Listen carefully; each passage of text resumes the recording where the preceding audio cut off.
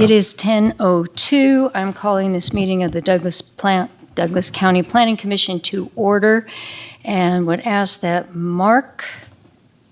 first I want to notice that Bryce is not here. He had a late flight from the airport and he will join us at 1 o'clock. Mark, would you please lead us in the pledge?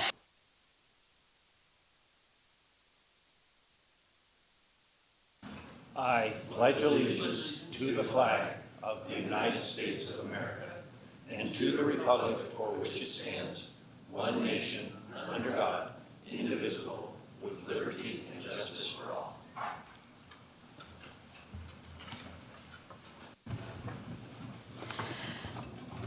At this time, public comment will be taken on those items that are within the jurisdiction of the Planning Commission.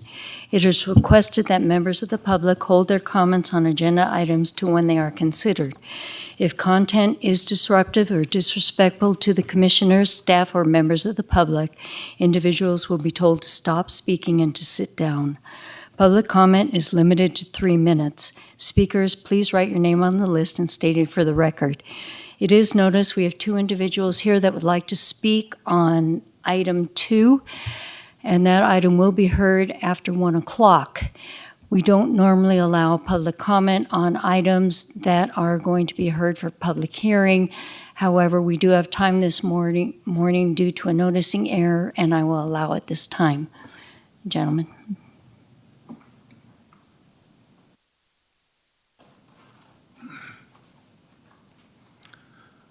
Good morning. My name is Art George. I'm speaking on behalf of the Washishu people. On the item of the development that's supposed to go in on the northwest side of Dresslerville, we have a Sacred Estates document that's already filed with you in 2007, and we filed another document in 2012, which is called the Declaration of Sacred Estates, Indigenous Identity Theft and Fraud. Now, I have an elder here that wanted to speak because the site that you guys are planning on approving or disapproving is an ancient home site of the Pawalu people on the west side of Dresslerville. And so it's another Sacred Estates area which we use still to this day.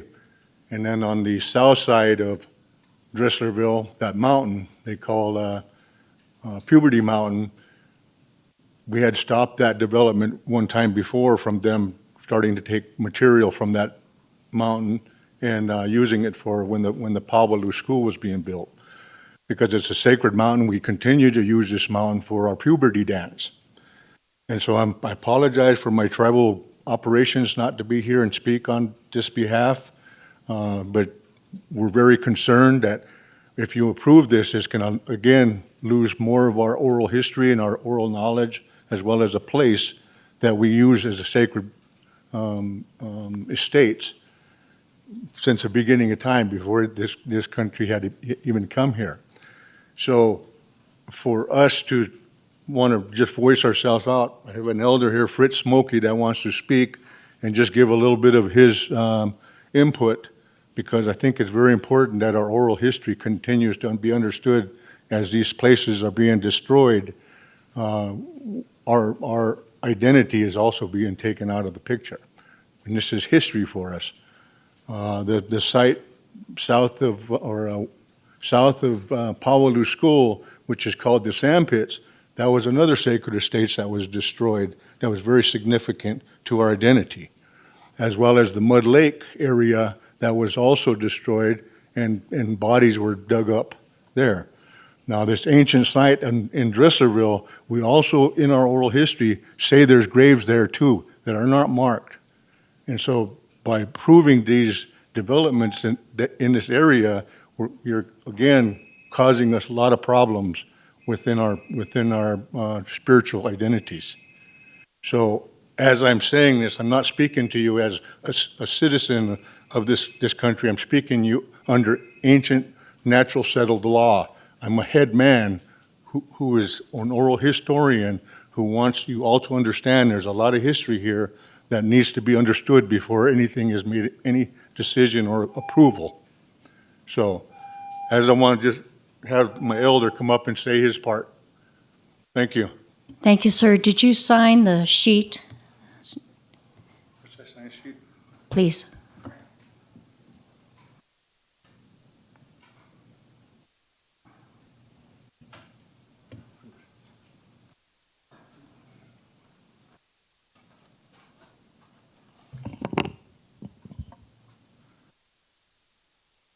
Good morning. My name is Fritz Smokey.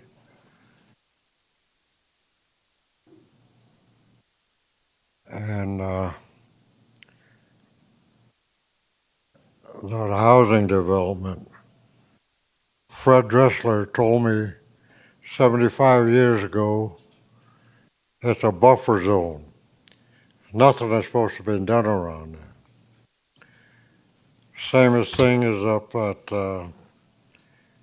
we have graveyard up there. All the quads and everything are running all over them. I told the cops one time, but they didn't do nothing. But I'm worried about those 80 homes being built. Fred told me that's a buffer zone. Nothing is to be done. We have a lot of stuff buried out there.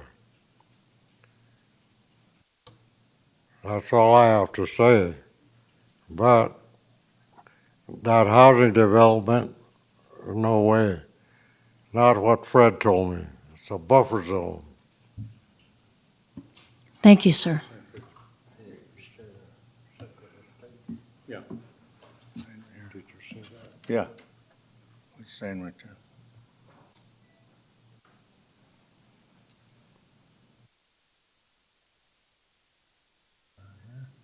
Yep.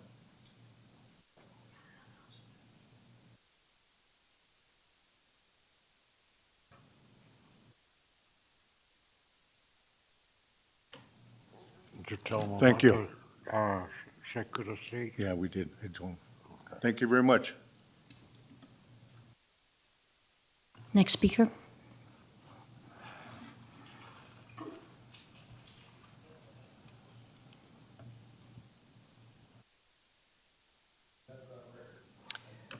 Good morning, Ellie Waller, opening public comment. I'm hoping you can explain what the noticing error is. I'm trying to figure it out in the agenda.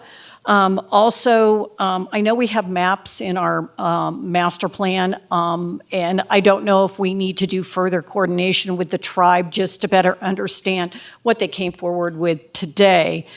Today, I'm here to say I'm certainly not perfect. I make mistakes and hope that I will be corrected in a proper manner. I attended the NDOT meeting yesterday. I represented myself as a Douglas County resident.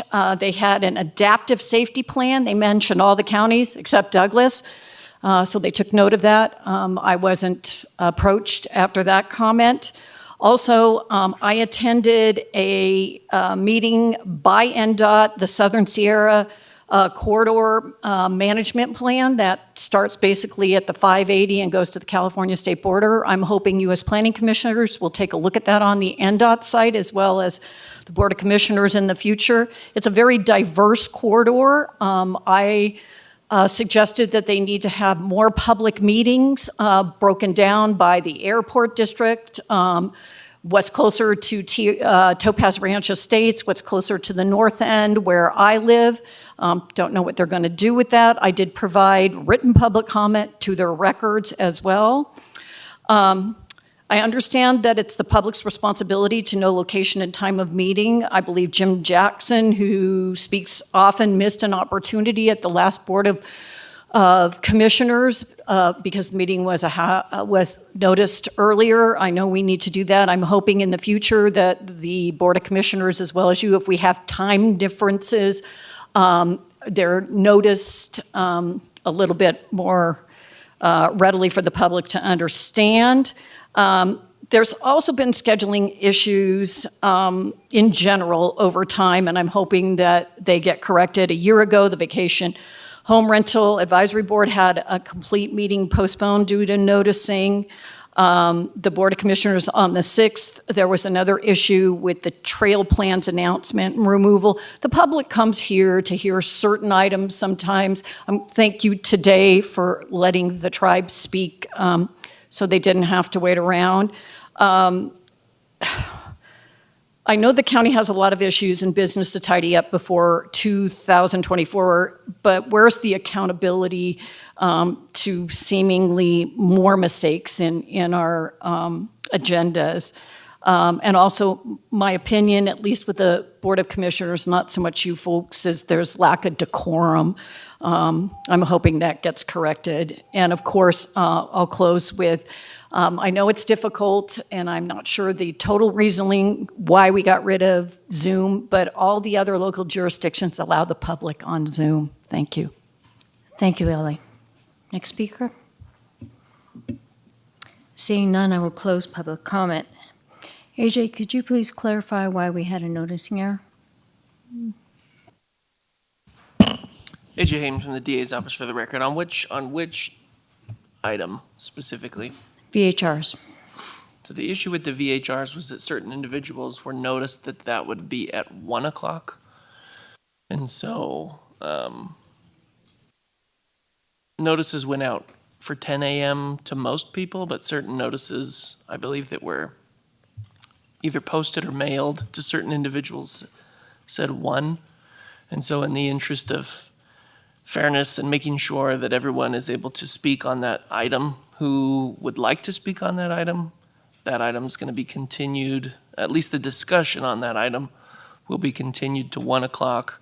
However, if anyone is here currently and wants to speak on that item when it is called, they will have the opportunity to do so. Otherwise, they could wait until 1 o'clock when the item will be picked up again. Thank you.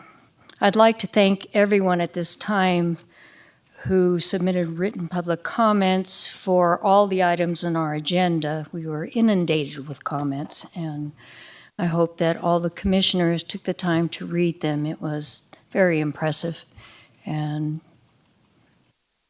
I would like to see this type of response at every meeting. It was quite remarkable.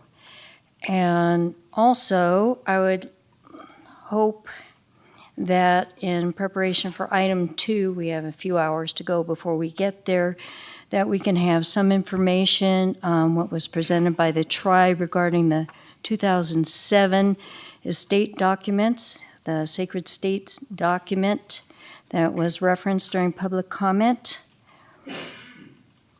It might be nice to have some clarification on what he was speaking about. So with that, I will go into our regular agenda. We have approval of the agenda for possible action.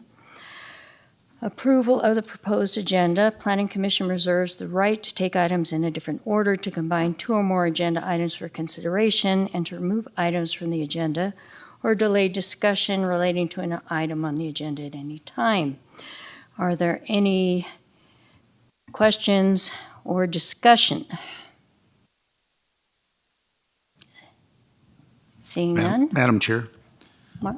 I believe that we have been notified that on agenda item number 3, that there's an interest in postponing that agenda item. So we can make the formal motion when we come to that agenda item for moving it to a date and time and location specific. But I wanted the public to be aware that that's likely to happen later today if they're here or if they're listening on the audio and video that's on the internet. Okay, we can do that at 1 when we come back. We'll have Lucille explain what's going on. Thank you. Is there anything else? Then, Madam Chair, if there's no other questions or discussion, I would move approval of the agenda. Do we have a second?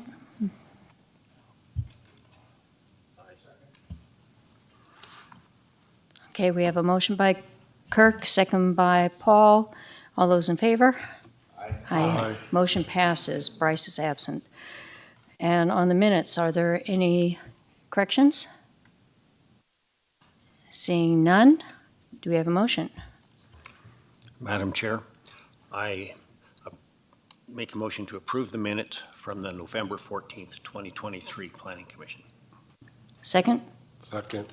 We have a motion by Mark, second by Ken. All those in favor? Aye. Aye.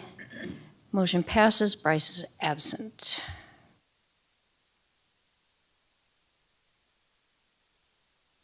And we will move to item 1. For possible action, discussion of ordinance 2023-1627, an ordinance amending Chapter 20.622 of the Douglas County Code by prohibiting or limiting vacation home rentals, VHRs, in residential communities north of Cave Rock State Park. Ernie Strelo presenting. Madam Chair, before Ernie begins, I have 3 disclosures that I would like to make. Yes, sir. First, I do not have a VHR permit. I have no financial interest in any VHRs, and I have no family or friends connected to the VHR industry. My second disclosure is pursuant to the Planning Commission bylaws, Section 4.2. I had an ex parte communication with Leif Reed, who is an attorney representing the Ruvo family properties in Glenbrook. We discussed several matters, which I will share with everyone at the appropriate time. And then lastly, I took a tour of Glenbrook and had an ex parte discussion with Kevin Carr, who has a rental property management company in Glenbrook. This tour allowed me to be better informed about the community, and I will share further information that may be helpful to my colleagues at the appropriate time. Very nice. I will disclose that I had a tour of the area north of Cave Rock with Mickey Hempler, the chair of the VHR board. We had a conversation, lengthy conversation with Kevin Carr, who is the owner of Glenbrook Rentals. And I have had another conversation with Kevin on the telephone to ensure that he would be here in the afternoon to answer questions that the Planning Commission might have regarding Glenbrook. Mickey and I also had a conversation with a gentleman who lives in Pittman Terrace or Cave Rock Cove. He identified himself as Cancer Dave, and he lives, I think, at 1442 or 1444 Pittman Terrace. And then we also had a conversation with a gentleman who lives in Lincoln Heights, who is a VHR owner. And also, I would ask if any other, Paul. Thank you, Madam Chair. It's a disclosure item. It is not a recusal item. I am a VHR permit owner in Tahoe Beach Club, which is a gated community that is just north of the UNR property, which is just north of Edgewood Golf Course. Are there other disclosures? David, do you have anything to say? Do you have anything to say? As long as this ordinance is in place, I will vote to keep it in place. That's all I can tell you. No objection to this item at all, or personal interest in it. Okay. Ernie, are you ready? Madam Chair, Ernie Strelo for the record. I run the VHR program for Douglas County, as well as code enforcement for Douglas County, non-VHR and VHR. Thank you for having me here today, and it's nice to see everybody. The data that is pertaining to this item, the introduction is on page 20 and 21 in your packet. The presentation is on page 22 through page 40 in your packet, and the staff report is on page 41 to 47 in your packet. And then finally, the ordinance recitals that is scheduled to go before the Board of County Commissioners for a second reading on December 21st is on page 48 to page 50. Madam Chair and Commissioners, about a month and a half ago, the Board of County Commissioners asked the VHR committee or myself, to come up with an ordinance change to essentially ban VHRs north of Cave Rock Cove, of which we did a first reading at the end of November or the beginning of December. I can't quite remember the date. It should be in the packet. We are instructed to come before you for the Planning Commission on the zoning change, and then do a second reading potentially on December 21st of this year. So this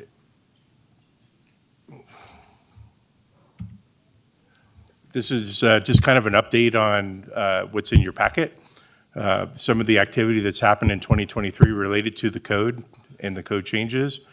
So if you recall, earlier this year, there was a quite major change to 20.622 in Title 20 that made recommendations for changes through the VHR board and the Planning Commission. I think you guys saw it, and then we went through first and second reading of 20.622, 2023-1617 that was approved by the Board of County Commissioners on June 1st and became effective on June 15th of this year. Subsequent to that, there was a further discussion on density in October at the TRPA in Tahoe. And at that meeting, we gave an update related to an active petition that is ongoing, and I'm sure that you saw some of that information as well as the impacts. And there was additional discussion about reducing or eliminating VHRs at Cave Rock Cove and north of that. And so, again, as I had mentioned here on November 23rd, in November of this year, we did a first reading. And of course, in December, we're with you guys and we'll do a second reading. So just to kind of acclimate yourself to where these areas are, this is the Tahoe Basin. This is I call it a heat map. So it's based on density. And so it runs from the VHRs that are legal in Douglas County, run in the Tahoe Township. And they run from state line on the Nevada border to Glenbrook, to the Douglas County county line, and up 207 up to the summit. And then, and there's, right now, as of yesterday, there was 587 active VHRs permitted currently in the basin. About 70% of them are located in the King KGID corridor, which is, if you're not familiar, north and south of 207 coming down the hill, as well as Beach Club, Dart Liquors, interesting VHR. This is some of the detail. I just wanted to outline these areas in case you're not familiar with the areas that we're talking about. So Cave Rock Cove, I heard somebody talk about Pittman Terrace. So this is where Cave Rock Cove is. There is 4 VHRs in that neighborhood.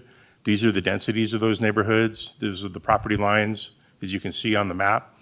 Just want to remind that this particular map and the other maps that we're going to talk about, there have been no code violations from code enforcement nor calls of the sheriff in the preceding 12 months that these maps were created. So these aren't really code issues of the reasons of banning.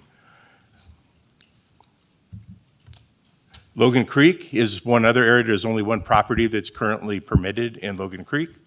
And you can see the details on that. These are typically, most of the properties I'll show you, and 95% of the permitted VHRs are Tier 2, which is typically around 4 to 10 occupancy.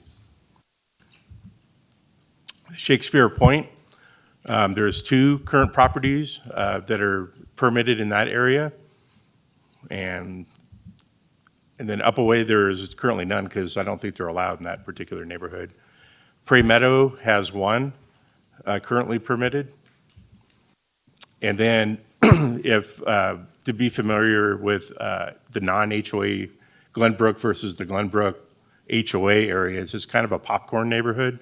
So there's HOA managed properties, and then there's non-HOA managed properties. And mainly that's some of the properties predate the HOA, which is why they're not part of the HOA. So there's two different rules for the Glenbrook properties. So the non-HOAs is what we're here for in Glenbrook. They're not governed by any HOA rules, so they run with a cap of 15% allowable rentals using Airbnb or whatever resources available to advertise their property.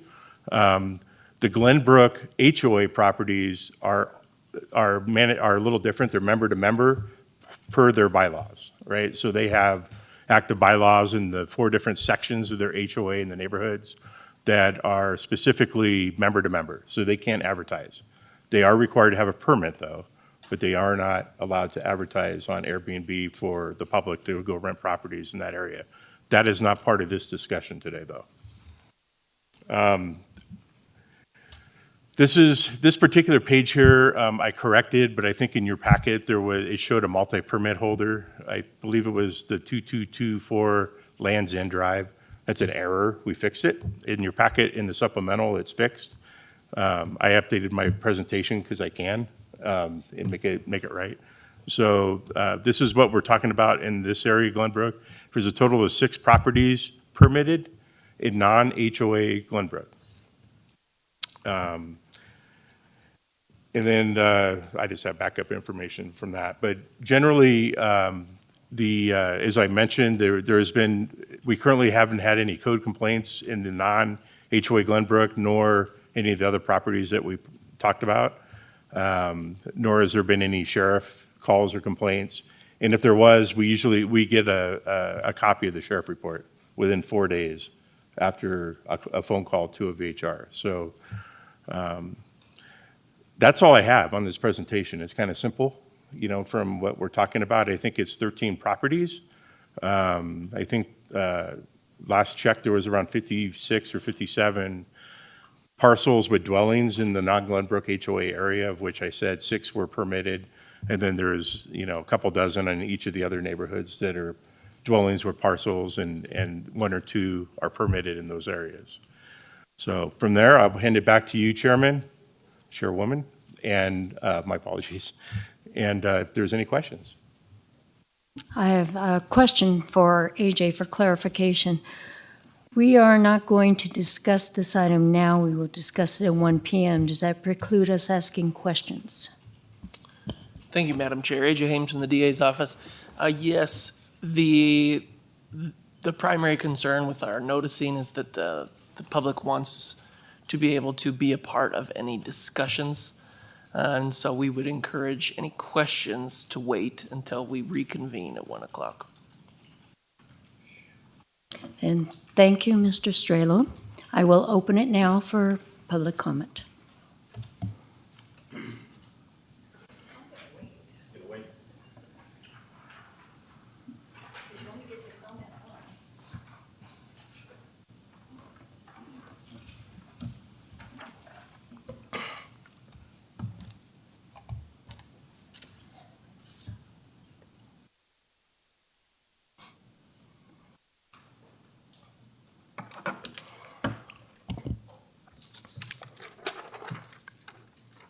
Dan Ainsworth. I'm going to make some comments now, even though staff has not presented the findings and their feelings about the findings.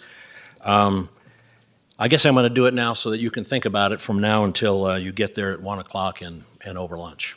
And I understand that I can't make comments in the afternoon, but that's okay. I adamantly oppose this ordinance and hope that you will too. There's no basic logic for limiting VHRs north of Cave Rock.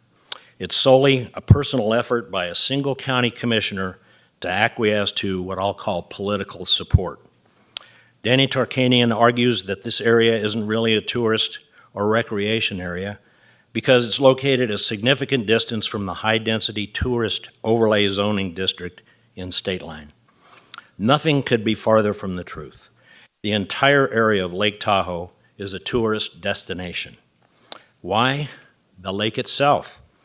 There are VHRs all around Lake Tahoe because it's an international tourist draw.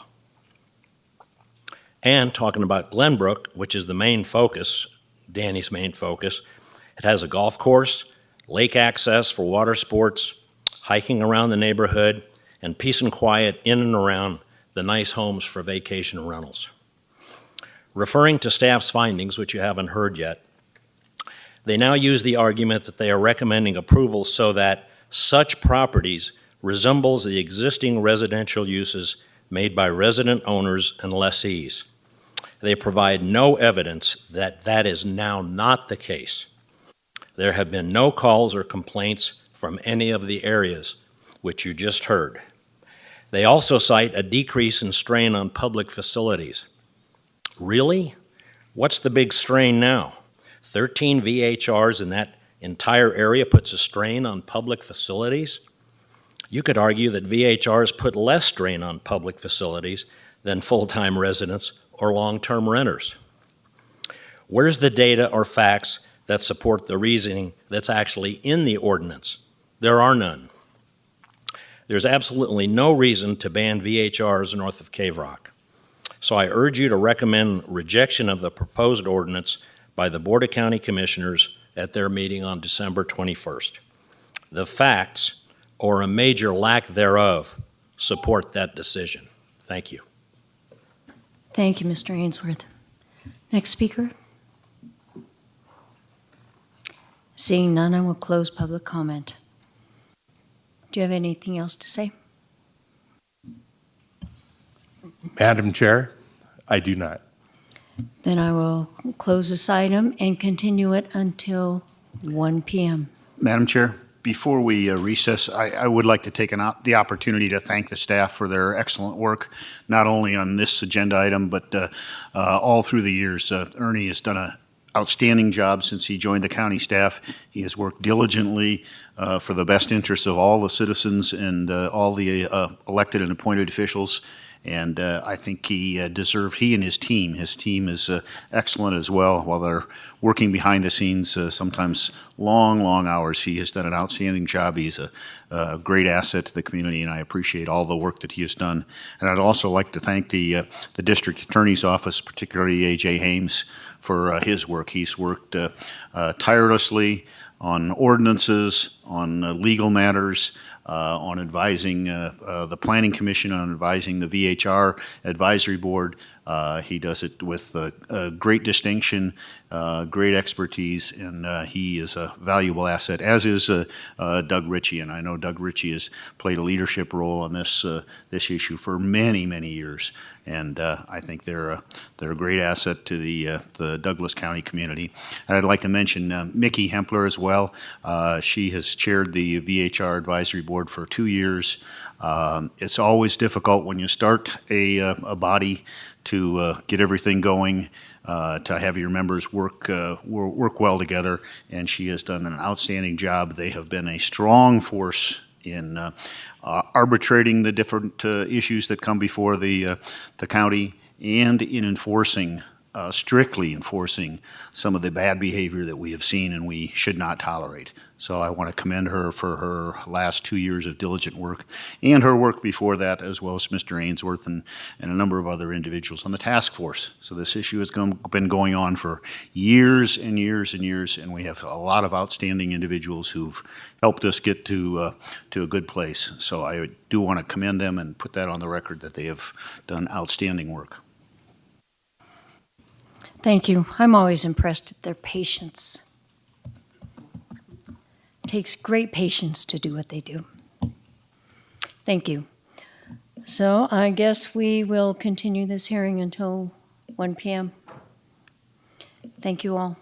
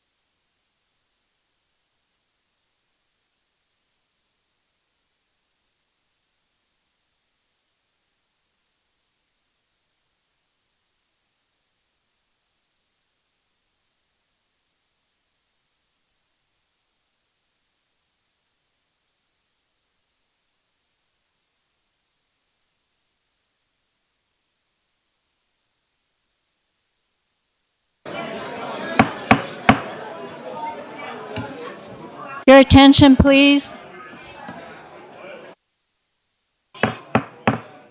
I'd like to reopen this meeting of the Douglas County Planning Commission and note that Commissioner Bryce Klutz has joined us. So we have a complete board.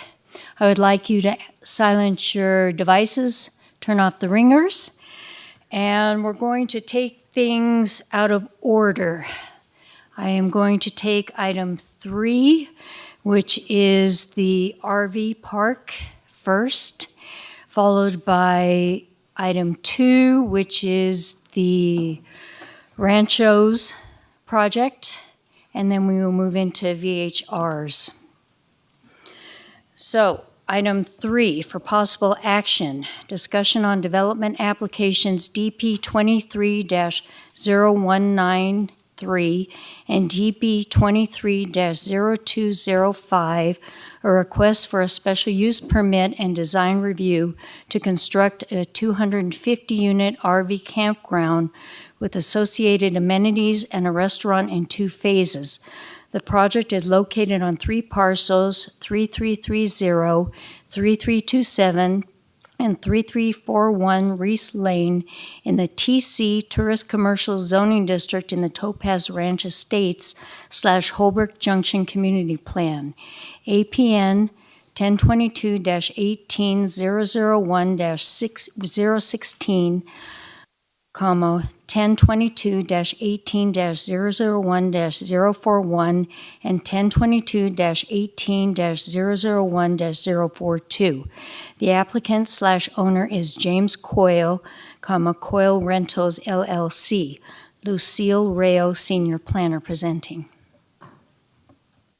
Thank you, Madam Chair. For the record, Lucille Rayo, Senior Planner. At this time, the applicant is requesting a continuance. This is not a date certain continuance, therefore we will renotice the project prior to the next hearing.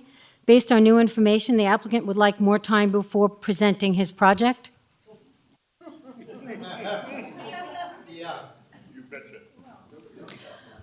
Are there questions from the commission? Excuse me, can we please hold it down? Commissioners, do you have questions? AJ, do you have anything to say?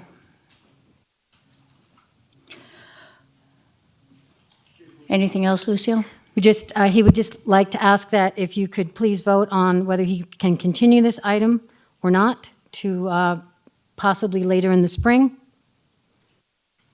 Okay, I would like to, since there are no questions from the commissioners, I would like to mention to those who are here that this item will come back to the Planning Commission at a later date.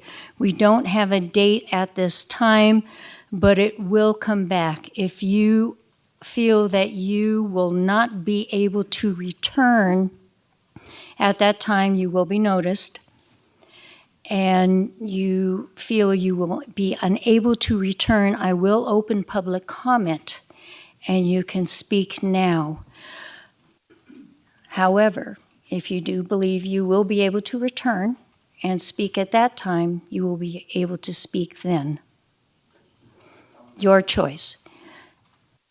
Should you? How would we know that if it's an undetermined time? How would we You- know whether we'd be available then? They will, they'll notice you as you did receive this time. Hold on a minute, hold on, Can you expand the area of notification? 750 feet is not. hold on. We notice people based on the code.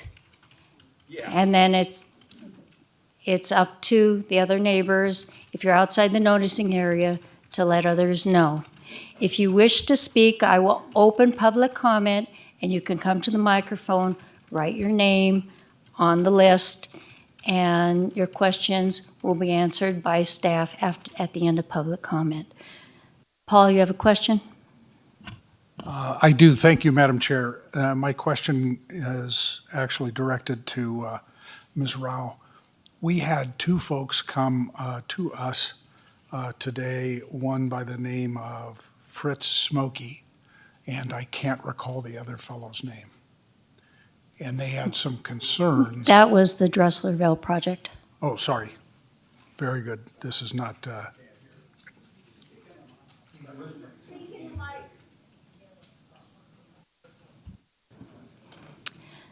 So I will open public comment for this item.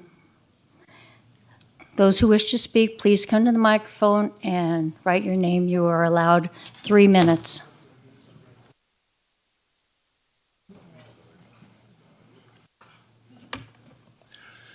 Thank you for this opportunity. My name is Tim Ilian, and I live in Holbrook Highlands. On Sunday, I submitted an email with 16 points requiring clarification that's been posted to the supplemental information, I understand. Your stated recommendation, while it's not happening today, is to approve this application. How can you propose that when you've yet to hear or address our concerns? So I welcome the delay. However, there are significant gaps that could expose the Planning Committee to liability if your approval is given without that required additional data, and we will clarify that for you. The report makes sweeping statements such as the project being conditioned to meet and mitigate any issues affecting the surrounding neighborhood. Nice sweeping statement. I challenge that statement, as our issues are only now being aired and have yet to be mitigated. In short, the main area of concerns are as follows. Others are detailed in my email. Applicant states that water will be provided via a well. Current water rights held by the applicant amount to 17,000 approximately gallons per day, which are insufficient to supply the requisite volumes for the full project, would require about 37,000 gallons a day for 250 spaces at the county and state requirements of 150 gallon per day per site. There's no evidence that the volume provided by rights, though they may be held, can actually be met, or that the amount pooled will not exceed replenishment. This would lead to shortages and impacts to the neighborhood wells or ground subsidence. Are these details covered anywhere? We have not seen them. No information is available on the proposed on-site sewage disposal system, other than a system will be provided. If 37,500 gallons of water will be used, similar amounts will need to be treated. Septic systems do not handle such quantities. What is the design of the OSDS? Where will it be placed and how will it be maintained? That is a gap in the data. Other areas of concern: potential financial impact to local property values. Traffic studies may not consider other developments in the area. Can you state that emergency evacuation of the RV park and surrounding residences, along with the ingress and egress for emergency vehicles, can be made through Reese Lane in a safe and efficient manner without putting further lives at risk, as occurred, for example, in the Tamarack fire? What is the purpose of listing other RV parks in the county? The list in the report is actually incomplete. Where is the environmental impact study that I would expect a project like this to have as a prerequisite to any form of approval or pre-approval? What is the expected incremental revenue resource pool on fire, ambulance, or law enforcement, and can those services meet these projected needs? How will garbage be removed? Is Douglas Disposal going to service that? How will OHVs be managed by the park to avoid increased traffic, noise, dust, and other nuisances to the neighborhood? In summary, I do not believe the Planning Committee is in a position to provide any form of approval at this time, and I therefore welcome the delay, without further study and detailed mitigations in place. Statements by the applicant that say all will be well are simply not enough. Thank you for your time. Thank you, sir. No clapping, please. We cannot have clapping. It delays the hearing, and if we have clapping, I will restrict public comment. Thank you. My name is Kathleen. I live down in Holbrook Junction area, and I agree with all he said. I'm adding to it that Reese Lane is a single 1.5 lane. It's not a 2-lane road, and for safety going up, if a RV goes up that road and tries to turn around, it's going to affect our drainage ditch and all those. Fire escaping, as he said, off of a single lane road. Water, as he was stating, water not being available. When they drain down our water tables, are they going to pay to re-drill our wells that are functioning well now? Because that's an issue for us. There are, I believe, 4 RV parks in our area within 3 to 4 miles of us. None, not one, I have lived there 8 years, is full every day except for Topaz Lake, which is full on holiday weekends because of the revelers, okay? So we do not need another RV park down there. So if you're bringing in an RV park for low-income housing, that does not make sense either. We live 20 miles from the closest part of town. And if somebody is a low-income worker at Walmart, at Rite Aid, at one of those stores, and they're going to spend a gallon of gas to go down and a gallon of gas to go to work, that's not low income. That's not keeping low income in mind. If you're doing low income as a commission, you need to be thinking of local areas, closer to town, where they're not driving so far. Septic tank table. I live on the hill where the H is, and right down below me is 3 RV parks. And one of the RV parks had to purchase another 20-acre parcel because he's been there for years, and about 10 years ago, I believe, his septic tanks stopped working, won't work in the soil any longer.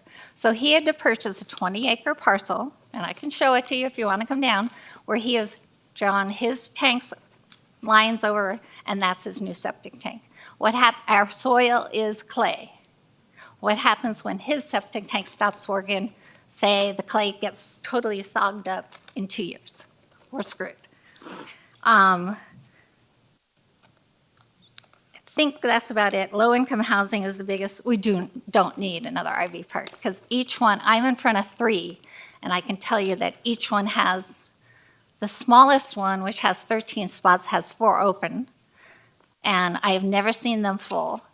The other spot has probably, I'd say 10, maybe 12 spots open. I can go count it for you if you'd like. You can come down and see it with me. And none of them are full. We don't need another RV park to change the level of style of living for all those people down there and our safety reasons to put us at risk of water and everything. Thank you. Hello, my name is Clint Holman. I live up Reese Lane. And I would like to make the observation that this proposal demonstrates a profound and even deadly lack of understanding of our community and the lack of knowledge of the area. Thank you very much. Thank you.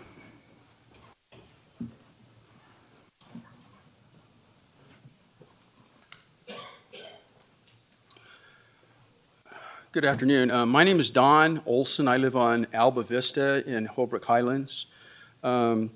Just to give you an understanding of my background and qualifications to make any statements, I am a California registered civil engineer, geologist, engineering geologist, and hydrogeologist. I am not registered in the state of Nevada, so I'm not practicing in the state of Nevada. However, I'm in the process of, by reciprocity, of becoming a registered civil engineer in Nevada. Nevada does not have registration for geologists of any sort. So anyway, my background for the last 48 years, and I'm retired now, has been in civil engineering, obviously, and groundwater hydrology, doing groundwater resource evaluations for developments just like these, as well as others, for both residential and commercial uses.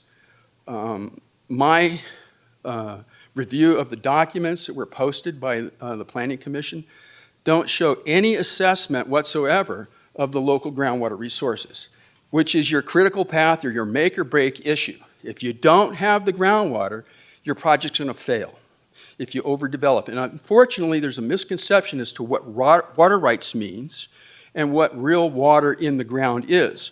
Water rights is a paper designation or statement, legal statement that says you can pump a certain quantity of water out of the ground legally. You have the right to do it. It doesn't say it's there. There could be more, then you're in good shape. If there's less, you're going to have groundwater mining, you're going to have lowering of your water tables, you're going to have all the other impacts that come along with that. So to be a responsible approach to doing this kind of assessment of your properties or development, you need to have an environmental impact report that addresses the long-term average groundwater recharge to the aquifer. And then you compare that with the consumptive use, which the client is saying there's going to be 250 units using 150 gallons a day. We already know that the water rights, as Mr. Ilian had stated, only produce 42%, even if the water is there, of what the requirement is. So that disturbs me right off the bat, that it's just like they've overlooked the issue, either by ignorance or, anyway, they just overlooked that those two numbers don't match up even closely. Whereas if you look at the actual groundwater resources, doing what we call a water budget analysis, what comes in, what goes out, and what is being, like surface water runoff is going out, but you have groundwater recharge taking place, you can now have a number that you can divide what water use individual sites are going to be using, and that will then determine, you divide that into the number that you've calculated as being your average annual recharge volume, and it says how many units you can actually have. Okay, that would give you a sustainable development. That's the kind of stuff that I've been doing in my career as a hydrogeologist. Thank you, sir. Okay, so thank you for your time. Hi, my name's Robin Reyes-Powell. I'm also a resident of Holbrook Highlands. I don't have anything prepared, but our neighbors Tim Ilian and Don Olson stated quite clearly a good number of our concerns. Regarding the water rights, the water capabilities, those don't even include a potential restaurant. We're just talking about the residents or the people that stay there. So there would be another increased volume of water usage if they intend to open up a restaurant, which presents more problems with water and sewage, how that will be taken care of. Because it's a limited space, and that the ground there was underwater almost all last winter. So I don't know where they're gonna, how they're gonna take care of that sewage with the ground that's already saturated. The other concern of our neighbors is traffic on 395 and 208. Because there is also a project off of 208 by TRE of 300 potential homes being built. Now we're talking 300 homes, minimum of 2 people per home at TRE. Now we've got 250 spots off of this RV park. The egress and ingress off of 395 is not there per the infrastructure that's currently there. I can't even begin to think of the horrific accidents. We already have horrible accidents right there at Holbrook Junction, but without proper infrastructure on 395 and 208, you cannot pull an RV, you can't pull a truck and a fifth wheeler out off of Reese Lane onto 395 and not expect an accident. So my hope would be that the infrastructure would be addressed before you increase the usage. You're just asking for more accidents. We already have way too many on 395. So that's my input. Thank you. Robin, could you have someone write your name on the list, please? Sure. R-O-B-I-N, and then R-E-Y-E-S, hyphen, Powell, P-O-W-E-L-L. Thank you. You're welcome. Very much. Thank you. Good afternoon. My name's Tim Ebeling. I live on Penrod. I've been there about 30 years. I have a statement just to read. I didn't realize this is the way it was going to go. So anyway, I and all my local neighbors are adamantly opposed to this proposed development. Historically, throughout the United States, whenever an RV park development is constructed near an existing residential area, home prices are negatively impacted by 10 to 20% decline in value. There are approximately 100 homes west of Highway 395 from Highland North to Victory Circle, so approximately 200 to 250 existing residents. An additional 250-unit park brings an additional 500-plus person human load to the existing environment, RVers plus restaurant, gas station, and RV park support staff. That new itinerant population will overshadow the current residential population by a factor of over 200%. That fact is not tolerable to the existing homeowners. Some of the folks already spoke about the local hydrology, water issues, historical flooding. Everything below Highland, Upper Reese, and Upper Penrod is subject to regular yearly downstream flooding. The land from Highland Avenue North past Victory Circle is an alluvial fan and manifests as a resulting flood plain. I can attest about my own personal experience living on Penrod, which has regularly flooded massively all the way to 395 and beyond. In fact, flooding twice in the last 12 months, causing severe downstream damage. Every home in Holbrook area is on a private well. If you impact the local water table with increased water utilization, then the existing homeowners suffer the potential of negative impact to their existing wells. If water is piped from TRE, as some have speculated to be a solution, that source is ultimately part of the same aquifer that is primarily supplied by the Topaz Lake Basin. And it is quite obvious to anybody that regularly views the condition of Topaz Lake level, that resource is very fragile. Sewage implications are obvious considering the necessary dark and gray water disposal necessarily associated with 500-plus people and the regular required RV dump station services. No one's spoken about fire yet. Fire with a significant increase in population density, there is an increased fire danger in general. The concerns are historically self-evident. An itinerant, non-permanent population of over 500 people is obviously an increased fire risk to the whole existing residential population. Campground fire rings, unsupervised children, the potential for smoking, all mixed together in a regularly very high-wind, fire-prone area is a recipe for bad outcomes. Thank you, sir. You could give your printed comments to the clerk, and she will add them to the record. All right, I respectfully thank you. Thank you.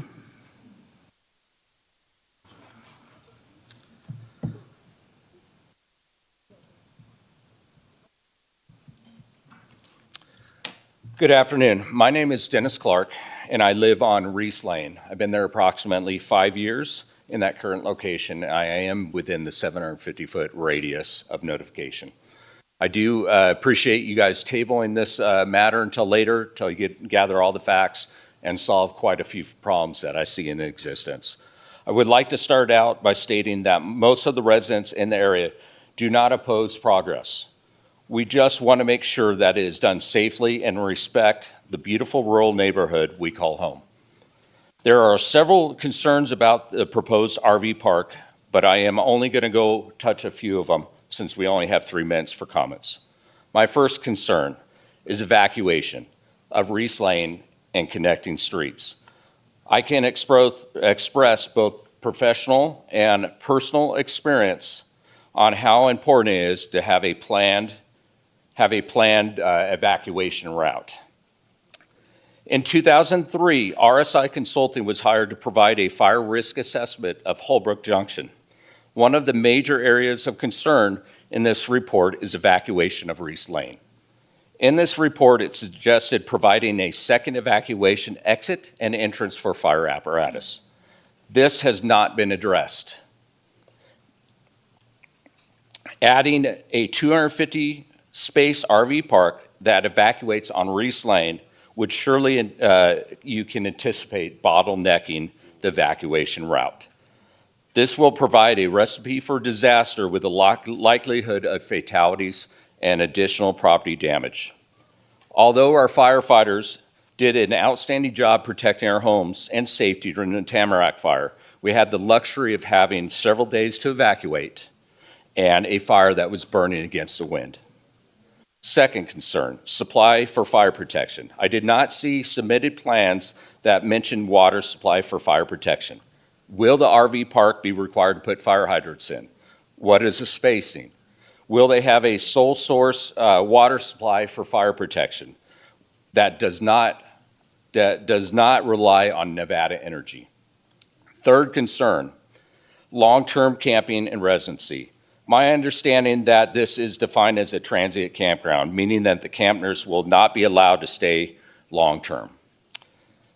Correct me if I'm wrong. But my concern is that, is it going to be enforced if this is a short-term camping place by Douglas County? And if it's not, don't we change the zoning requirements from being a commercial zoning to a mobile home park? Thank you for your time. I appreciate you guys tabling this and gathering all the facts and make sure we have a safe and beautiful community. Thank you. Thank you, sir. Hello, my name is Juan Hayo, and I live off Reese Lane, and I have a question. if you give comments today and you are available for the later one, are you still allowed to make comments at the later meeting? Yes, sir. Okay. I just want to make sure I'm not shorting myself.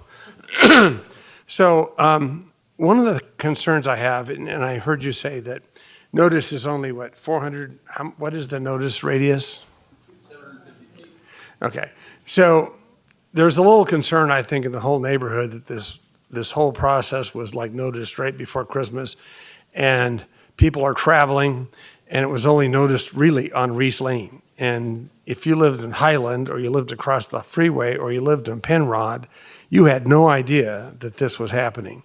Even then, all these people took time out of their lives to come here, and now we're going to consider rescheduling this for the convenience of the developer.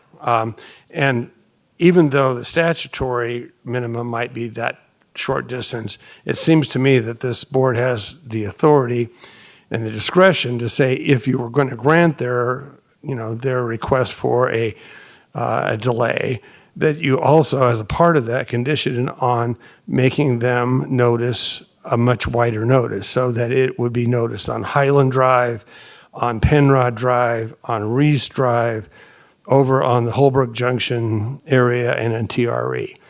Those are all people that are going to be impacted by this, and I think it's only fair that this board, if they're going to allow these developers to have their delay, to make sure that everyone that's impacted on it has an opportunity, particularly because, we all came here, and who knows whether we'll all be able to come back here when they decide it's convenient for them to reschedule this hearing. So I'd request that. I've also submitted most of my concerns, but my biggest concern, frankly, is traffic, because the way the current configuration is, it's a pinch point of 208 and 395 right at Reese Lane. When you get off 208 and go on to 395 at 65 miles an hour, and if you're going to go into Reese Lane, you have about 100 feet to cross 3 lanes of traffic and get into the off lane to get onto Reese Lane. And if any of you, and actually I would ask you, drive down there sometime at 9 o'clock in the morning or 5 o'clock in the afternoon and sit in Reese Lane and watch the traffic. Because people are, if you add this many more vehicles coming on, particularly large trucks and trailers, you're going to have people dying. It's going to be an accident haven. It's going to be, tort lawyers will probably be setting up their little booths out, at Iggy and Squiggy's, because it's that bad. And I realize my time's up, and I will continue whenever they decide to reschedule. Thank you, sir. Could you please sign the ledger?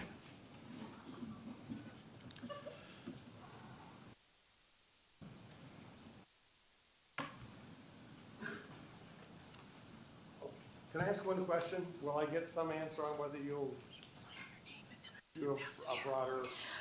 I have to check with the district attorney, since this is going to be continued. I don't know if it's appropriate for the planning commission to go into discussion.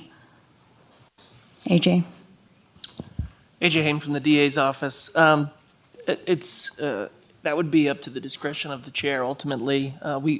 This has been noticed. We are in a public hearing now, and so to the extent the board wishes to have some discussion, it would be appropriate. Ultimately, it's my understanding that the decision will be continued to a later date, but some discussion can occur, or the board could determine to reserve discussion for a later time when the applicant is present to present their presentation. So it's up to her. Okay. Thank you. Hi, my name's Kathy Middleton, and I live on Moss Circle in Holbrook Highlands, and we're expecting a baby in the spring, so I don't know if I'll be here. So I'll go ahead and give my comment. The proposal to build a large RV campground between two desirable residential areas between Reese Lane and Highland Way would lower our home values. There are approximately 65 homes in Holbrook Highlands, and they range from about $500,000 to $900,000 in value right now. So when we retired there, we had no idea this would happen. I know we wouldn't have moved there if there was an RV campground in the front yard. Where we're situated on Moss Court, we would overlook the whole campground. Right now, we have a beautiful view. Like others have said, we're not against progress, but not this kind of progress for us. I just think it's an inappropriate place for a campground. Those people need, and we're campers too, I bet all of us here are campers. There's going to be smoke from campfires. They need a place to explore, take walks, right? They're side-by-sides, and there's no place to do that. It will be full of campers, and there's really no place to like walk the dog.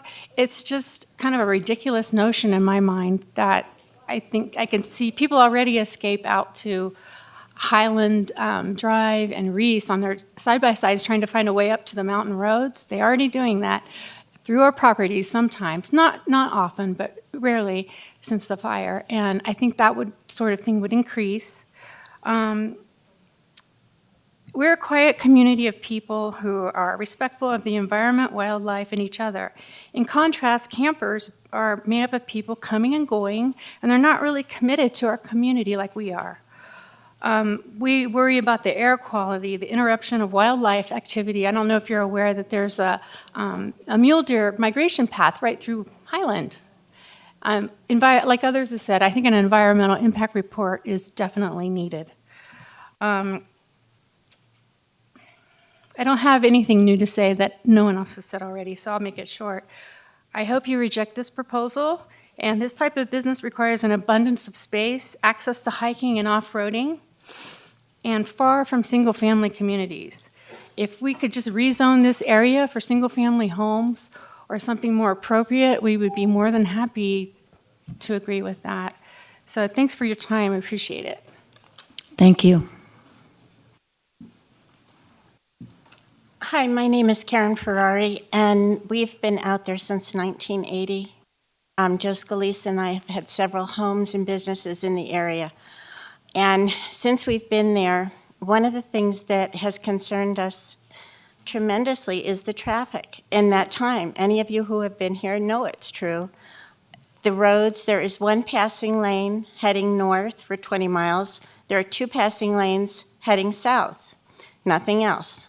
It hasn't changed in all those years. The water is another issue. We live in a high desert. You know, obviously we have the mountain, but we have been in a drought for most of the last several years. And several people that we know have had to dig their wells deeper. Is the county going to support the financial burden that that puts on people? I know it doesn't, because we've been in that position.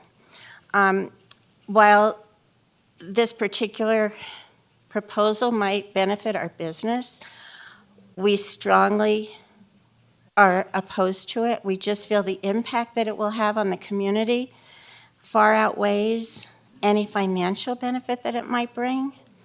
I think that the RV park that we have down at the lake is perfect for people who want to recreate. It has a natural buffer between the people who are there to do that and the residents who have been attracted to this area because of the peace and quiet that it offers them and this quality of life that they would like to contain. I also think that our infrastructures, we have issues with power, water, internet, roads, constantly. And that's without any additional burdens on them. Also, we have had the misfortune of having burglaries at our business. The minimum response time that we've had, much as I love our Douglas County Sheriff's Department, please do not take this as a negative thing, but because of the geographic boundaries of our county, which are huge, are anywhere from 30 to 40 minutes, and 30 being the quickest response time. I think those are all issues that need to be addressed and seriously considered, along with everything that people have said before. I truly recommend that you would seriously consider the issues that are being presented before you. Thank you. Thank you.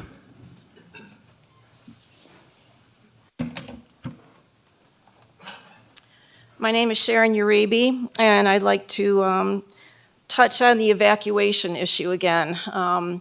In the event of a wildfire, Reese Lane is our only, for the residents of Reese Lane is our one and only exit route.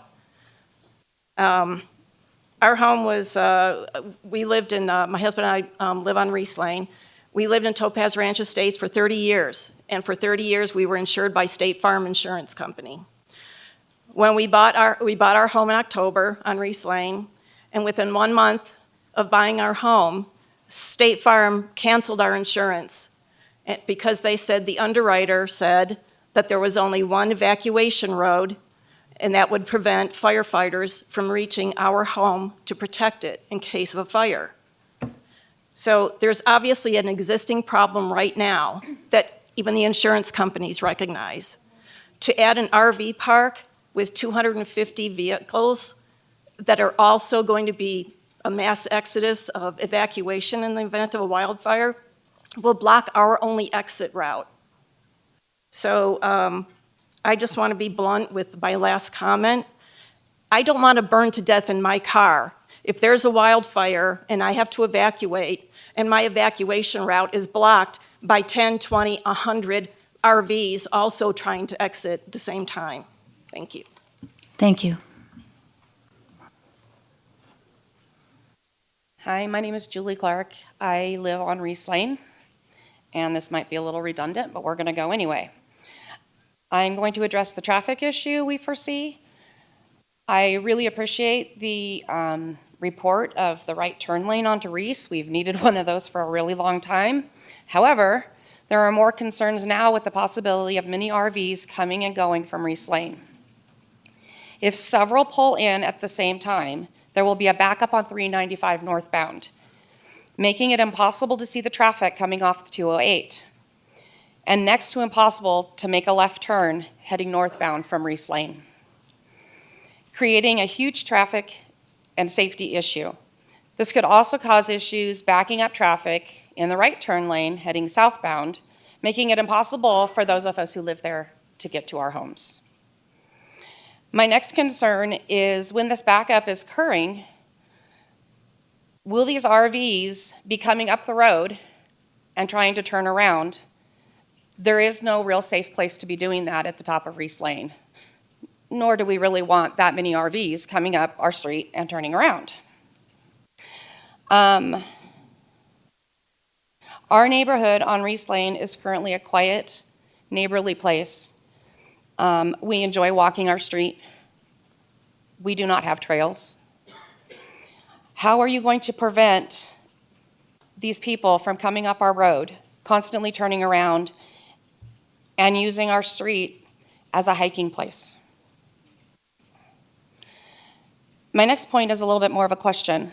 The proposal refers to this project enhancing our neighborhood and increasing property value. I do not believe this will be the case. But does this mean that the amenities at the RV park are also open to the local residents? Is the community center really for the community? And since it is listed in Phase 2, is Douglas County going to require them to complete this if Phase 2 starts to fizzle out? I've got many more concerns, but most of the other residents have covered these, so I appreciate your time. Thank you. Thank you.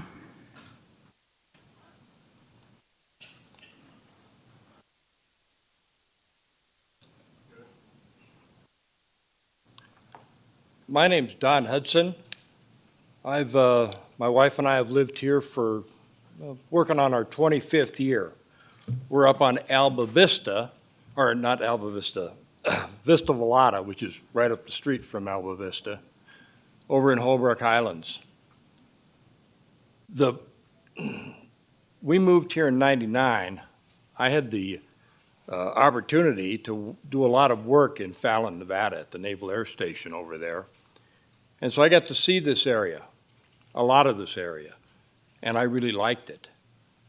I was in Fallon in '97 for the great flood that happened here, when the Indian RV park was completely demolished along with the bridge just up 395 here. They didn't see fit to rebuild. I wonder why. Okay, they had plenty of recreational facilities. They had a nice clubhouse, but they didn't rebuild. Nobody's been ever able to tell me why that is. There's no recreational facility down where they're proposing this new development, unless you hike down to the lake. There's already an RV park at the lake, 2 Three, actually. There's one right down the road on the California side as well. And then you've got the KOA down a little further on 395 in California that is very seldom ever full. Where's the draw? They have a lot of hiking down there. We don't have that here unless they're trespassing. And that's all I've got. Thank you.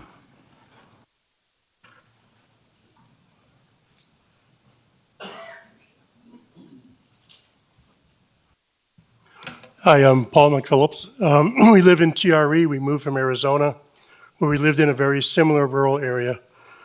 I have worked in the outdoor hospitality industry along with my wife. We've been around the country working for a bunch of RV parks. There is an economic benefit to them, and I can show you if you look at Woodall's or any of the other industry magazines, you'll see it. However, I am concerned with the residents of Holbrook, excuse me, with the egress and all the other things that were mentioned. I think the thing that based on our experience working with other RV parks, is this is very high density. I think 250 is way too high for that small area. So if they were, once this can go through planning, obviously this hasn't gone through any kind of civil planning or any other kind of planning. Once this goes through and they reduce the spaces to maybe 100 or maybe even less, maybe that would be more favorable. Other than that, everything else has been addressed. Thank you. Thank you, sir. My name is Bert Bledsoe, and I live on Reese Lane. And I would just like to suggest to the commissioners that you really take a look. There's some great points being made by all of my neighbors, both on Reese Lane and off of Reese Lane, all of which are going to be impacted. If I drive down the road, and I don't know the stats, but I think we can visually tell that most of the people that live in my neighborhood are retired.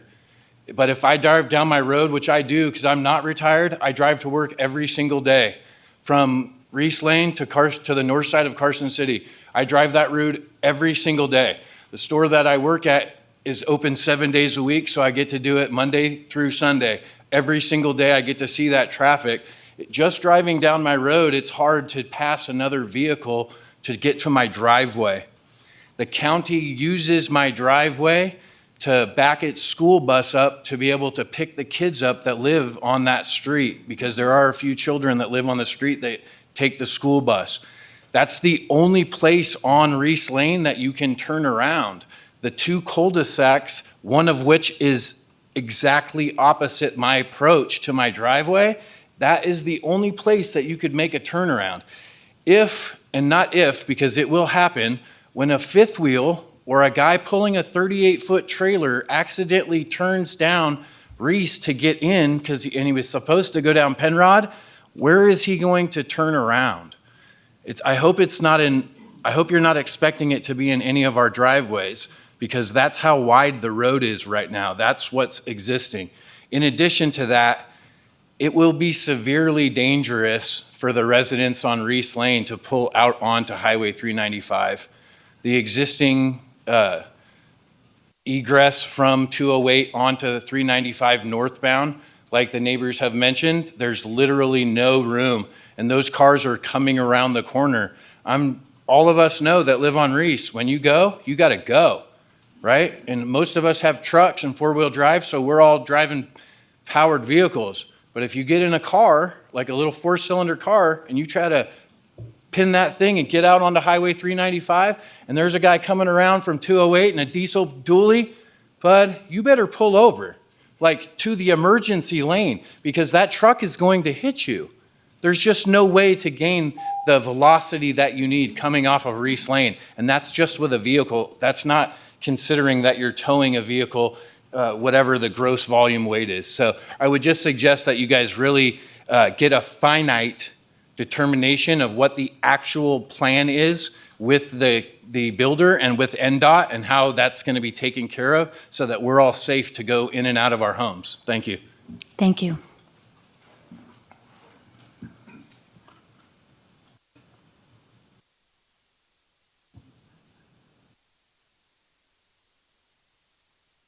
Hi, my name is Donald Bauman.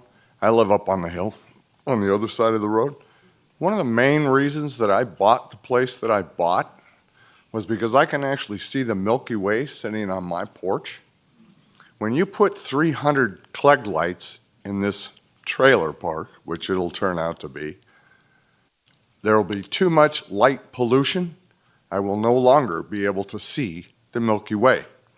That's like 300 homes that would be spread out over the hill. Instead, it's in a little tiny area of 20 acres.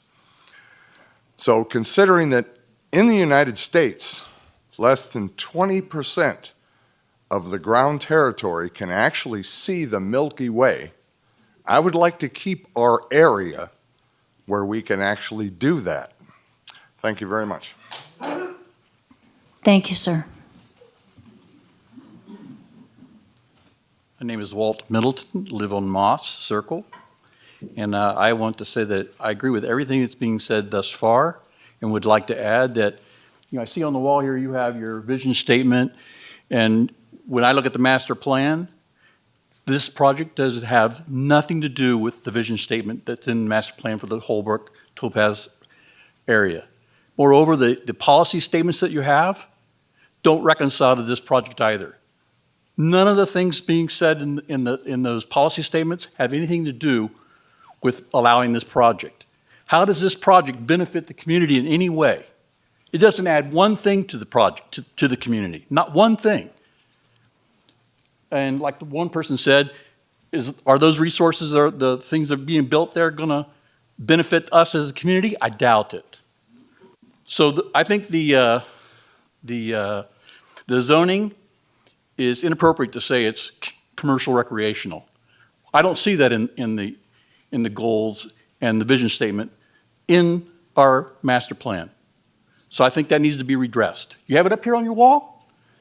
Take time to go back and look at it. Thank you. Thank you, sir. Seeing no one rise, I have a closed public comment. Okay, whoever wants to speak for public comment, please line up at the wall. Is this public comment for every single item? No, just for the RV park. My name is Tom Wilson, and I live on Penrod. And most of the comments I've heard today are just stellar, right on point for all of us that live out there. So I'm not going to build on that. But one of the things that struck me when I read the report from the developer, the traffic study was weak at best. It dealt with the project itself. It did not deal with 395. You've heard some comments here today about 395. I look at egress and ingress, and then I look at something like Johnson Lane and think that's what they would have to get onto the property safely. But beyond that, pedestrian safety. Why would we have pedestrians on 395? Well, 250 RVs, what's that, 500 plus people? Across the road is an iconic bar and grill known by people all over Nevada and California. Iggy and Squiggy's is going to draw people right across the street. They're going to walk across 395. They're not going to drive. So how do you deal with that? The developer didn't pay any attention to it. There's also a market across the street. No one paid any attention to pedestrian traffic. Now, you may punt to NDOT. Maybe this is not your responsibility, but it certainly is the developer's responsibility to look at that from a public safety standpoint. So that's just one addition to all these great comments. So thank you very much. Thank you.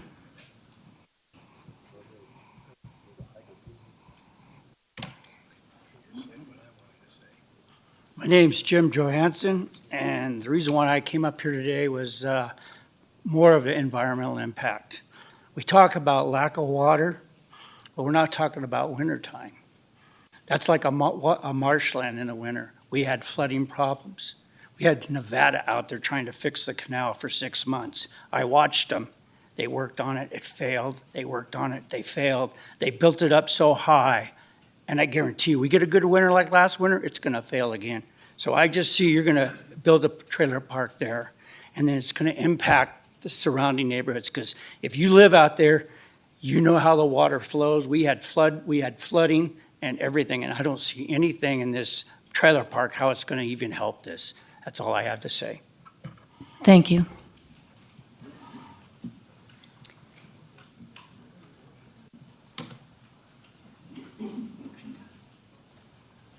Hi, I'm Suzanne Erickson. I live on Highland Way. I'm sure everything has been pretty thoroughly covered. Just thinking about what it takes to get something done in the Planning Commission. The community where we live, U-Entrance on Highland Avenue, it's a right-hand turn to get into the 1.5 lane street. And somebody that's been a resident there for 20-odd years said they finally put in a turn lane that is about 40 feet long. You can't come from 55 and make a turn on there safely without a truck up your butt, pushing on the brakes, changing lanes, and we've had numerous accidents there. And I just wanted to point out that that was also a Planning Commission nightmare. So we don't take it lightly when you say you're going to put in a turning lane. It has to be a functional turning lane. That's all I have. Thank you.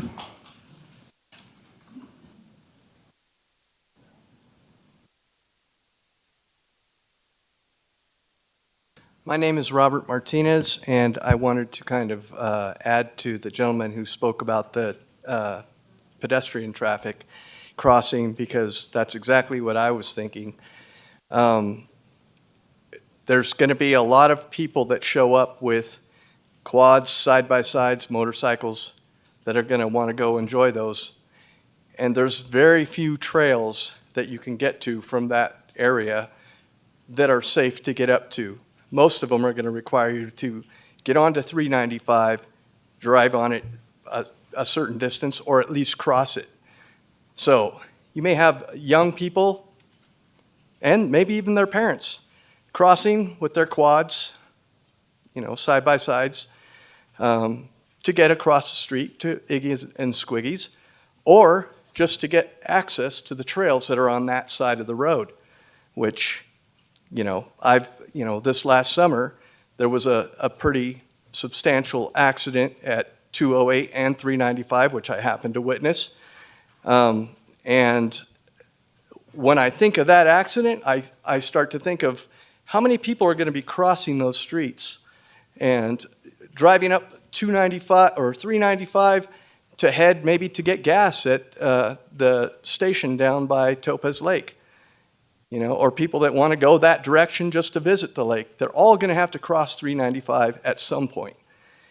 If they stay on our side of the highway, they can go up Holbrook and wander through our neighborhoods looking to get to the BLM land that's alongside us. That's going to cause a little bit of a problem for us because, quite frankly, some of it is fenced off. People will cut the fences so that they can get access to the BLM land. And, there's not a whole lot of places to go from there unless you go way up 395, closer to Topaz, where you can get into trails and head up to the antenna station that's up there. And that would probably be the most likely place people would be going. But my thoughts are that that's a danger. You're going to have young people on their quads, side-by-sides, motorcycles, on the highways all the time. Thank you. Thank you.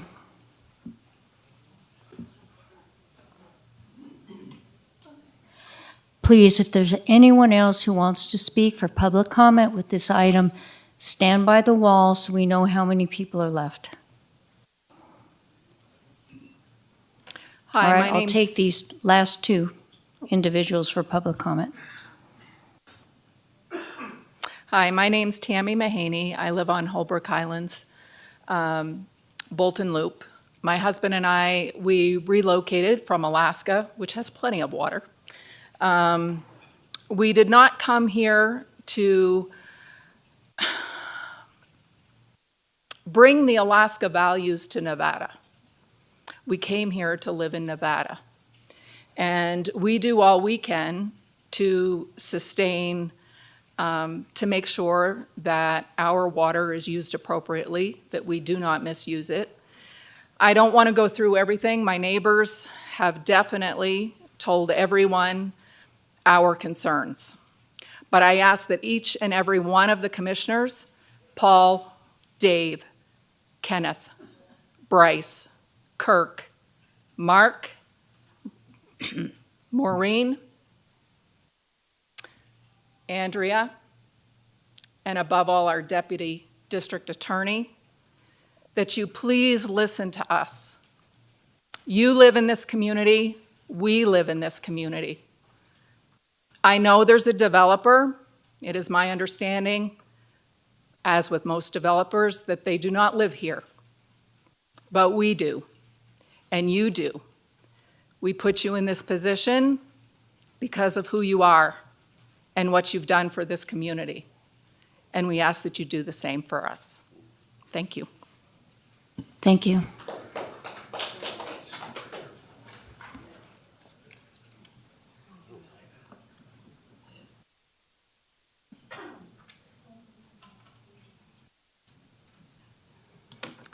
Hi, my name's Carol Kennedy. I live on Penrod Lane. And my issue also, including all the other issues that are mentioned that I agree with, is the turn lane that goes, there is no turn lane when you're going north on 395 to get onto Penrod. From my understanding, the corner of 395 and Penrod is planned for the second phase. And they plan to have that road as a second access road. There is absolutely no room for an RV to enter Penrod Lane and then turn left onto the proposed access road that goes right in front of my across the road neighbor's front yard. There's a culvert that goes along the north side of Penrod, and then there's a smaller one which is basically developed by rain water rushing down and flooding. There's no way that they can enter Penrod Lane and make that sharp turn. There's no room to widen it. I'm also concerned about the last remaining trees in the area on Penrod and 395. They want to build an additional RV area there, and what's going to happen to all those trees? We've already lost so many trees.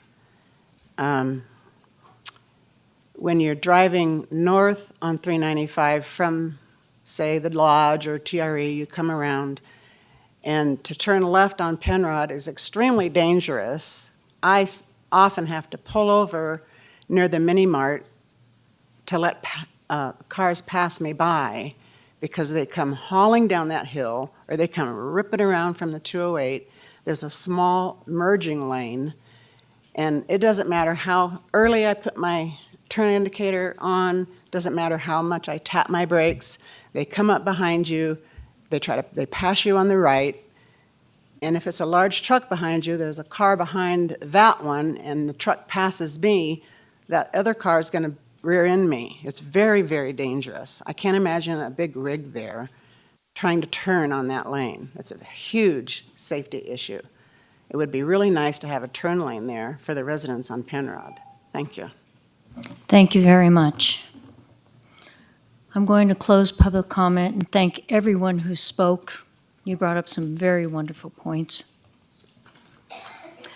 And I'm going to bring comment back to commissioners. Kirk, you have something to say? Yes, thank you, Madam Chair. I do appreciate all the public comments and all your attendance today. That's very conscientious of you to express your views on this project. But I do think we need to move forward. And in light of the fact that starting in January, we will have new composition of the Planning Commission, since there are two members who are up for reappointment, so we will have a new board. I would hope that we would not prolong the discussion at this point, since you will be addressing likely new members of the Planning Commission in January or whenever this project would come forward, if it would come forward. That was my thought. There are a couple of things that I did want to address, however briefly, is what I just want to reiterate the noticing. Lucille, if you could just run through that again. Thank you, Madam Chair. For the record, Lucille Rayo, Community Development. If this project does come back for a hearing, we will have to renotice it. There will be the sign, there will be the newspaper, and there will be individual noticing to residents as we have already done. And we will have notices on Reese, a notice on Penrod. They're required to have one sign on their property, but if Planning Commission wants two signs, we can certainly ask the applicant to place two signs. If AJ has something that he wants to add to that, please go ahead.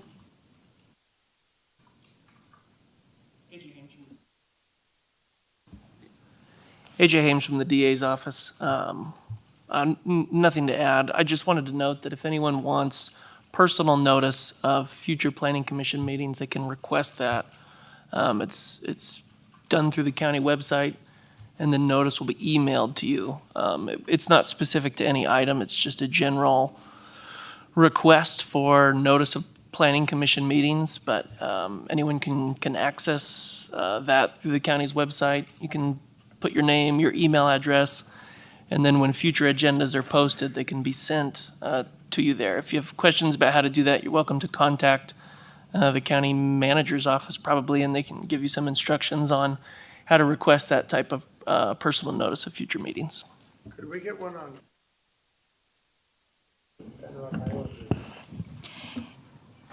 As the district attorney has said, anyone who is present who would like to be noticed can sign up for noticing at the community development website.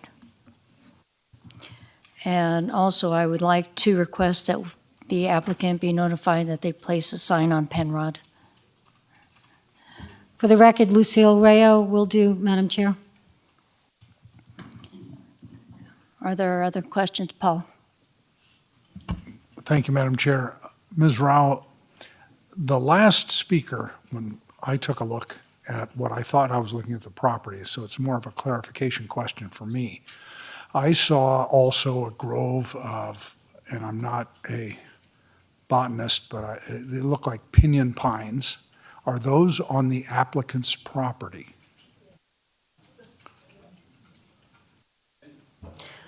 For the record, Lucille Rayo, Community Development. It looks like from the aerials and from visiting that the trees are on his property, yes. And the neighbors are saying that the trees are on his property.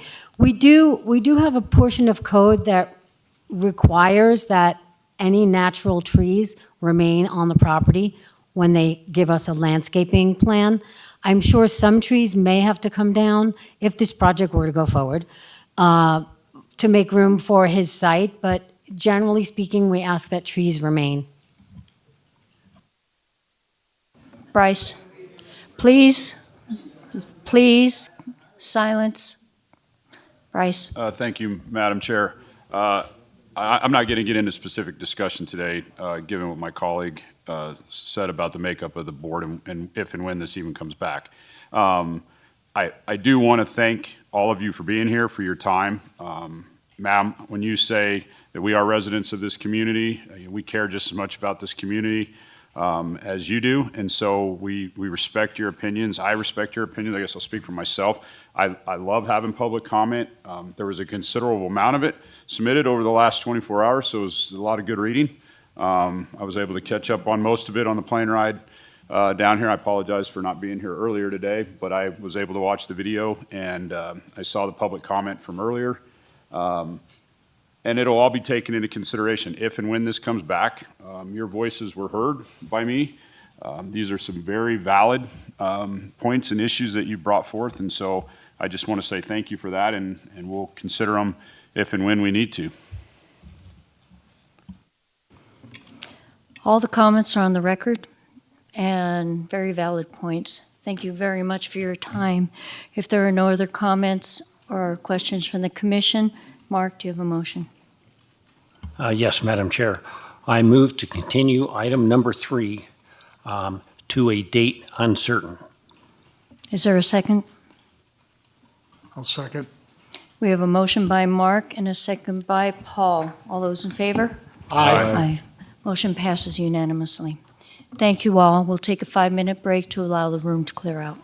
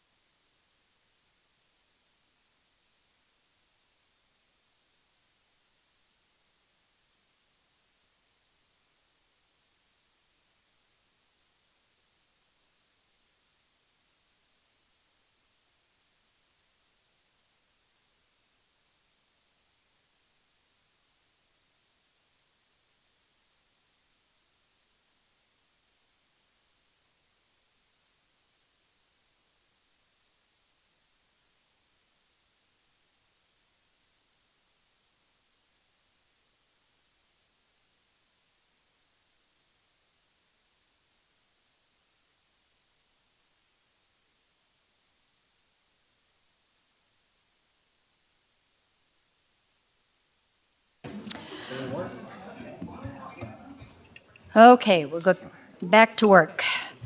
For possible action, discussion on the following requests. 1, Plan Development PD Tentative Subdivision Map TSM, Application DP 23-0090, requesting to A, establish a PD overlay zone for a 33.20 acre residential subdivision site, allowing for the reduction in lot size, width, and setbacks, and B, subdivide 33.20 acres into 85 single-family residential lots, the smallest being 8,000 square feet with a 7.86 acre of open space, and 2, zoning map amendment ZMA application DP 23-0091, requesting to change the zoning designation from FR-19 to SFR 12,000. The subject property is located at the northeast corner of Main River and Dresslerville Roads in the FR-19 zoning district in the Gardnerville Ranchos Community Plan and is designated as receiving area. The applicant is Ranchos LLC, Keith Serpa and Sam Landis, and the applicant's representative is Karen Downs, Manhard Consulting. APN 1220-15-701-001. Lucille Rayo, Senior Planner, presenting. Are there any disclosures? David. Yeah, I own a 1.48 acre parcel that's adjacent to this, and so I'm going to recuse myself, go back to the audience back here and become a citizen of Douglas County and maintain my constitutional right of free speech. Thank you. Thank you, David. We will see you after this is over. Ken, I also live in the Ranchos. but you are not in the noticing area. No. Okay. Lucille, are you going to move it over to AJ? Thank you, Madam Chair. AJ Hames from the DA's office. I just wanted to make an announcement, a statement at the outset of this item. So I'll just read what I've prepared. In 2002, the Board of County Commissioners approved a plan development for this parcel. As noted in the staff report, the approval included a zoning map amendment that changed the land use from FR19, which is forest and range use on a 19 or larger acre parcel. It changed that from FR19 to SFR, or single-family residential, with a minimum 8,000 square foot parcel size. That project never proceeded, and the tentative map ultimately expired. It's not clear, however, what happened to the zoning. The parcel could have reverted back to the old FR19 zoning, but that would have to have been done by ordinance. Zoning districts do not expire in the way that maps do. Absent an ordinance, the SFR 8000 zoning designation would remain. The current zoning map depicts the prior zoning designation of FR19, or at least the map that was current up until a few days ago. Accordingly, the application was filed under the assumption that this parcel had reverted to its old FR19 zoning. County staff likewise processed the application under the assumption that this parcel had reverted back to the original FR19 zoning. It's recently come to the attention of staff, however, that these parcels may not have actually reverted back to the FR19 zoning. Staff have thus far been unable to find any ordinance or board action that would have caused the reversion back to FR19. If no such action ever occurred, then the property would still be zoned for residential use. I know the public have been eager to comment on this project, and this is already the third time this project has been scheduled to come before the board. However, in light of this newly discovered zoning issue, I do not think the commission will be able to render an informed decision at this time. Accordingly, my legal advice is that the commission continue this item to January 9th, 2024, so that staff can adequately research this zoning issue and provide an updated analysis of the project and history of the parcel. Without updated information, I do not believe the commission can fairly or accurately assess this proposal. At the discretion of the chair, public comment could still be taken at this time, even if this item is continued to the January 9th meeting. Thank you, AJ. Here we are again. So, We have a choice. We can do public comment. How many are here for public comment? So we can put it off a month. If you don't think you can be here in a month, on January 9th, or you can speak now, get your 3 minutes, and then come back in a month. Decisions. Okay, I'll open it for public comment. I would ask that you not repeat what the person in front of you has said, and write your name on the roster.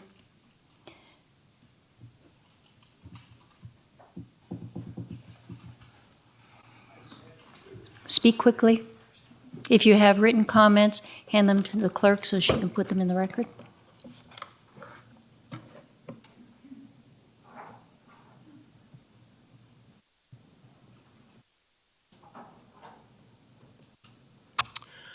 Thank you for the opportunity. My name is David Hoosman. I'm a rancher in the valley. My main concern for this item is it's mentioned as a receiving area. We're also speaking about the zoning.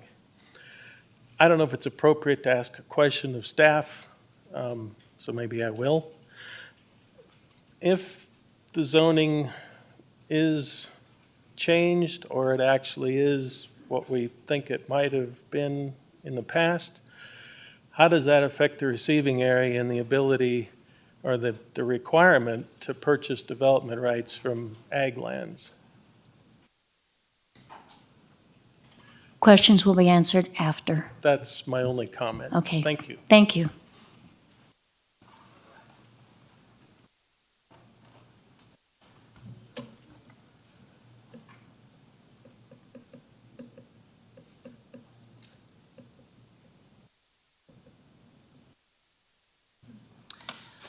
So thank you for allowing us to comment this time. I've been here 3 times. It's difficult for me to get off work. I miss a lot of time at work doing this, so I appreciate being able to comment. Could you say your name for the record, please? My name is Sherry Boffman. Thank you. So I've lived directly across the street from this development for 24 years. Both my kids grew up here. We have 2 schools, C.C. Manili down on Muir Lane and Powaloo down the other direction, right off of Drexlerville or Long Valley that it turns into.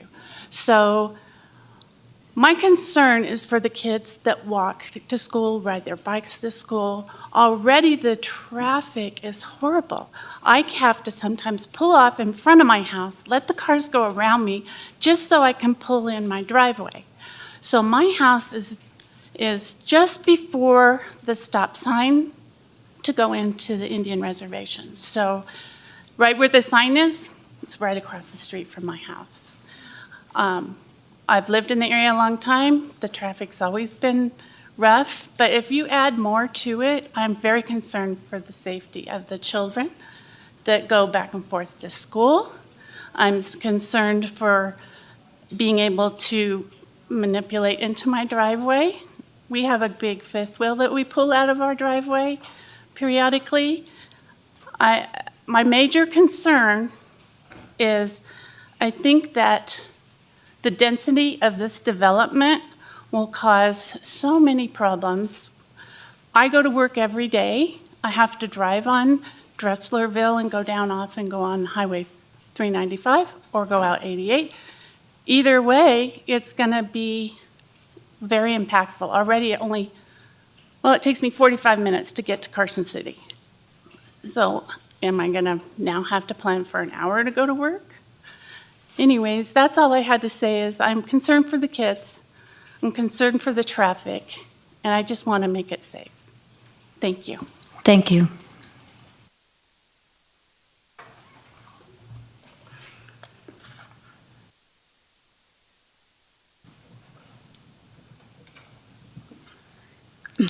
Good afternoon. My name is Chelsea Damiani.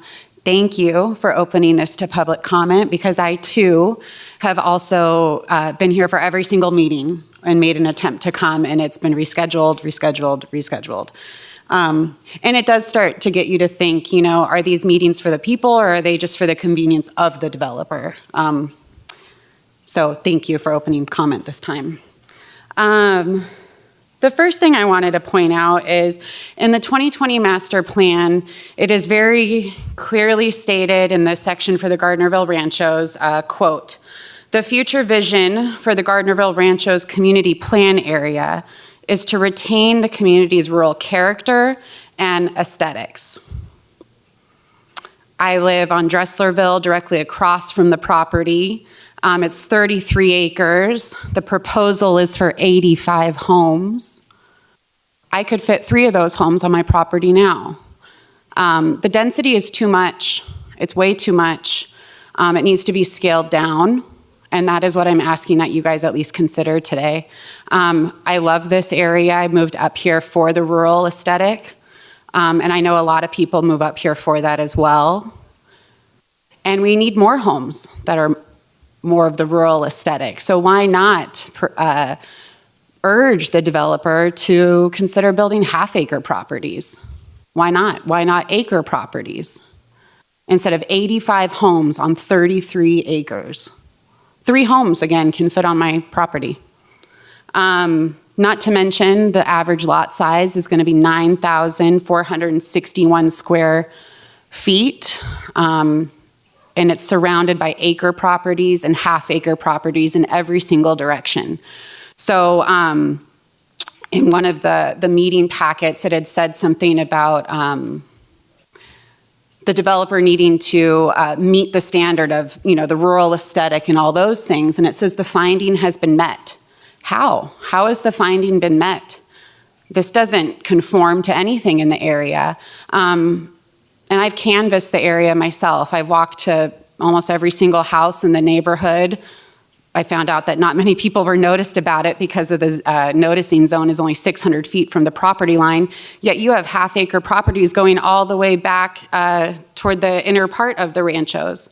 And so I really just want to urge you guys to consider downscaling this project, making it actually fit the rural aesthetic of the area, which would be half-acre and acre properties. I know that this development is also requiring that everything be xeriscaping, which is for minimal water usage. And that was directly from the GRGID that they requested that. So that tells me that they're also concerned about water if they're requiring that everything be xeriscaping. Thank you, and I will see you in January. Thank you.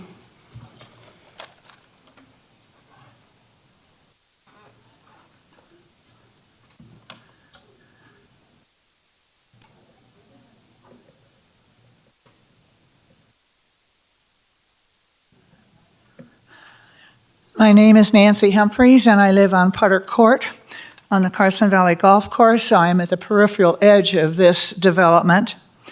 I know that there's been studies made about the traffic patterns and the usage at the signaled intersection of 395 and Riverview, and those have all been addressed by submitted documents. I've seen some of them online. You've posted them there.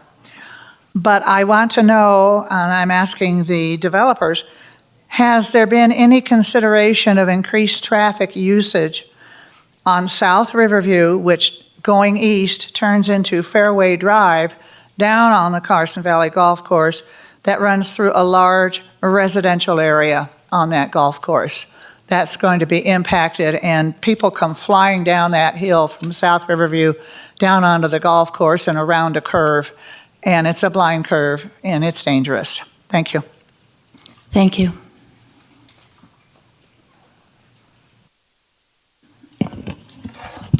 For the record, Jeannie Shizuru. I have been walking door to door neighborhoods because I'm collecting signatures for another initiative, and I purposely started walking, as Ken can attest, I purposely started in the ranchos because there's so many voters there. And even though I was there to talk about the VHR issue, of course, I was surprised at how many people wanted to talk about the 85 homes that you guys are proposing to build there. It is just commonly known that the homework of future development in the ranchos, which has been planned, like we say, for 20 years, has not been completed by the county commissioners of past, present, and everything. The roads are not ready for it. They've had 20 years to know that they were going to slam in 2,500 homes in this receiving area that surrounds the ranchos. The roads have not been addressed, and especially the water.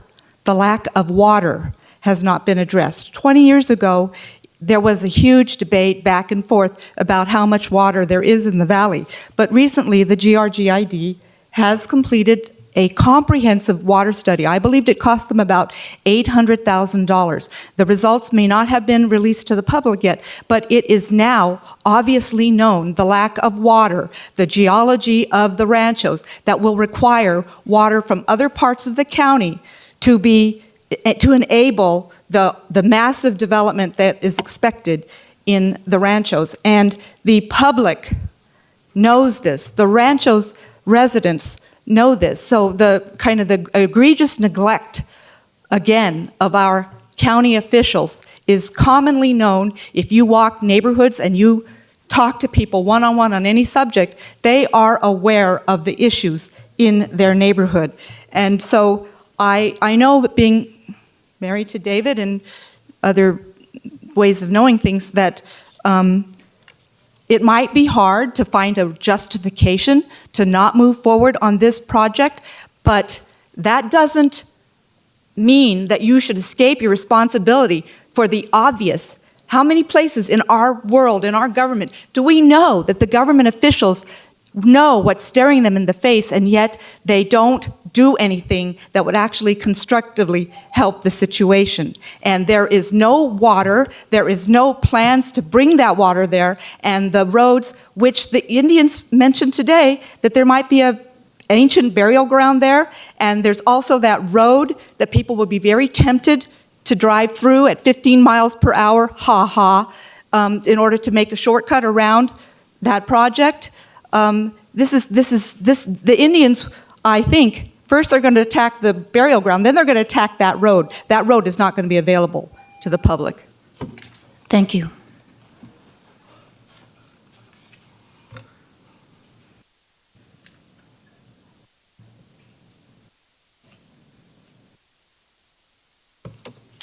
David Nelson, for the record, speaking as a citizen of Douglas County.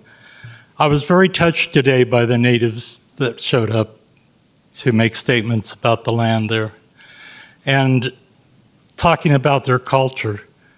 I have a lot of sympathy for that. I see my personal culture being destroyed today by statues being torn down, all of this stuff that's going on. Let's give them a break. Let's help them preserve their culture. The other issue is, as was already mentioned, the conforming of this project to what's there. If you look at the ranchos, Gardnerville ranchos, that area is where all the largest lots in the ranchos are located. Every lot north of this project is approximately 1.5 acres. As she stated, her lot is, I think, close to 1 acre, probably, maybe 3/4, because that's what most of those lots directly west of this project are. To put 8,000 square foot lots in there is not conforming to this neighborhood, not one bit. Hope you'll take that into consideration. Thank you. Thank you. Anyone else for public comment? Seeing no one rise, I'll bring it back to the commission. Let's see. AJ, could you please, or Lucille, address the question by our first speaker regarding the receiving area and if it would affect the ability to bring TDRs? Thank you, Madam Chair. For the record, Lucille Rayo, Community Development. The zoning, the master plan land use is receiving area, and that will remain. That is not changing. They're not asking to change that, and they will have to bring in TDRs for this project. So regardless of what it's zoned, TDRs have to come in. That's correct. The zoning is not the issue. It's the land use and the fact that it's receiving area. Okay, I would like to bring in what Kirk said at the last continuance, that we're going to have a different configuration of the Planning Commission come January when this project comes before us. So I would like to hold a discussion until this comes before us in January. So, Mark, do you have a motion? Yes, Madam Chair. I move to continue this item to January 9th here in this room at 1 o'clock. Is there a second? So moved. We have a motion by Mark and a second by Bryce. All those in favor? Aye. Motion passes with David recusing himself.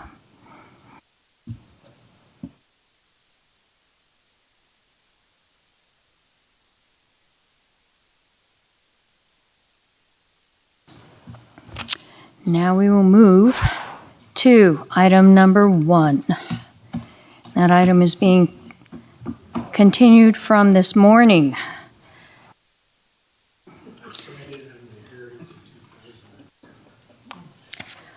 Does anyone need a break? No? Yes? No? Okay. AJ, do I have to read this back into the record? Yes? Yes, thank you, Madam Chair. Okay. For possible action, discussion of ordinance 2023-1627, an ordinance amending Chapter 20.622 of the Douglas County Code by prohibiting or limiting vacation home rentals, VHRs, in residential communities north of Cave Rock State Park. Ernie Strelo presenting.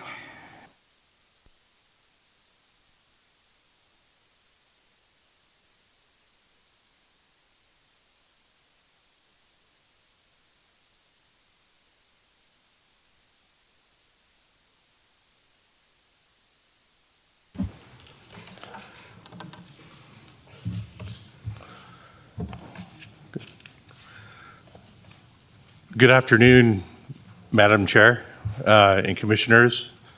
Here we are again. It looks like I got the easy one today. Surprisingly.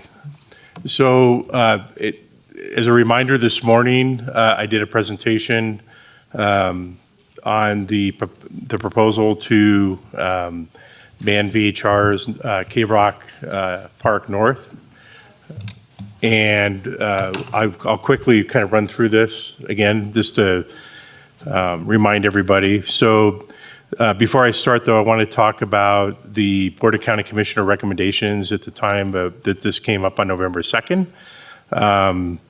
After a discussion at the Board of Commissioner meeting on November 2nd, a motion was presented by Commissioner Tarkanian to ban VHRs north of Cave Rock State Park with a limited exception for the HOA parts of Glenbrook and Prairie Meadow. Specifically, the areas where VHRs will be banned are Cave Rock Cove, Logan Creek, Shakespeare Point, Upaway, and the non-HOA Glenbrook rentals. As defined in our map, we call it non-affiliated Glenbrook in our VHR map online. The proposed amendments that is being discussed is to eliminate all short-term rentals at Cave Rock Cove in the aforementioned locations. The density is reduced to 0 in all neighborhoods listed above and in the updated ordinance. And in the HOA parts of Glenbrook and Prairie Meadow, VHR density will be set at 15%. But owners will only be permitted to rent their VHRs to owners who also own property within the same residential community. And just a reminder that the stuff that I'm referencing is page 20 and 21 on the introduction for number 1. The presentation in your packet is on 22 to page 40. The staff report that I just read from is on page 41 through 47, towards the end, I think probably 46. And then the ordinance recitals are on page 48 through page 50. Just a reminder of what we talked about this morning, a little bit of history this year. This is just this year, so I have a longer arrow that talks about the longer history of this, the changes. But as a reminder, we approved 20.622, version 2023-1617 on June 1st of this year, which was a major change and update to the VHR code in Title 20. It became effective on June 15th. Subsequently, in later board meetings, it was brought up to talk more about density, and this came up, Cave Rock Cove and North. And there may even be another one with Lincoln Park changes next month. So we did a first reading to the Board of County Commissioners in November. I don't remember the exact date. I probably have it here somewhere. And then, of course, we're kind of going out of order. This is the Planning Commission review, and then we'll do a second reading on December 21st of this year at the Board of County Commissioner meeting. So I'll go through the pages real quick. This is my standard heat map. I don't really change it much because it doesn't change a whole lot, but generally 70% of the VHRs are in the KGID area or Route 207 up and down Kingsbury, down to Beach Club, and then the rest of them are Elks Point North. This is the current density, and this is in your packet. So this is what I showed this morning for those that were here. These are the different ones, and I did do one update, as I mentioned this morning, and I updated it in your packet for Glenbrook. And I'm sorry, I'm going so fast here, but on this 2224 Lands End, I think I had it listed as a multi-permit. It's not a multi-permit. It's just, I think it changed over the last week, and so that's why we didn't catch it. As of today, or as of what we know, there, as I noted on the bottom, we haven't had any code complaints for these particular areas that we're talking about for the last 12 months, and that's been confirmed with the Sheriff's Department also. And also, when the sheriff does go out to these properties, if they're called, they do a sheriff's report as well as body cam. So we get a report on that stuff. So there's a multitude of ways that would have been reported to us. Now, if it's been reported to the HOA itself, we may not get that information. So I think that's it. I'll pass it back to you, Madam Chair, and see if you guys have any questions. In the supplemental material that we got yesterday, late yesterday, you had zoning maps for Glenbrook. I believe I read those correctly. Madam Chair, Ernie Strelo for the record. Yes, one of the commissioners had requested zoning maps, so I printed those, or electronically printed them. Do you have them for the screen? I don't have them in my packet. I don't have them here. They're in your packet. They're in the supplemental. There is an area in Glenbrook that I saw when I was up there on my tour with Mickey Hempler, that it's a very large area, huge meadow, and I want to say it's Shakespeare Ranch. And that's privately owned, correct?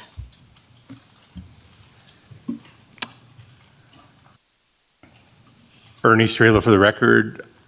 Shakespeare Ranch? I'm not familiar with Shakespeare Ranch. And it's a huge, they have a rodeo there. Okay. But it's a huge area, and there's an old inn, Glenbrook Inn is up there, and it's on a beach. It's a really nice area that a road dead ends up there. It's pretty congested because there are a lot of places up there, and I don't know where on the point it is. There's a pier. And in one of the meetings, I think it was the November 16th meeting, Commissioner Tarkanian was pretty specific about public safety in an emergency. And my concern was, when I was flipping through doing research for this hearing, is I saw that there was an event, the rodeo, that Shakespeare Ranch has, and I know it's close to this area where the Glenbrook Inn is, where the pier is. They have a fundraiser up there that, from photos, they host perhaps 200 people. They sell tickets, and they have this big 2-day festival and fundraiser and all this. The roads up there are extremely narrow, and this is the type of situation that I believe Commissioner Tarkanian is concerned about. You get a lot of people up in the area, and there's a public emergency. You have a lot of people who are trying to get out of the area. My concern is this has nothing to do with VHRs when you have something like this. And if this ordinance was to be passed,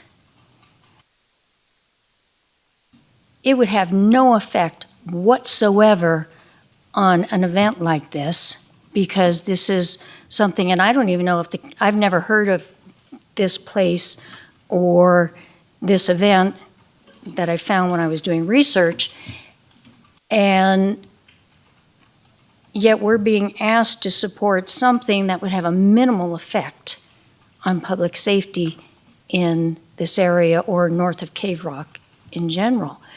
So my question to you, and maybe this is just esoteric, are there other events that are happening north of Cave Rock that we need to know about?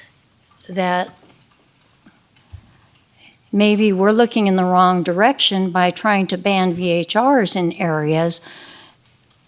This is the wrong pot we're looking in.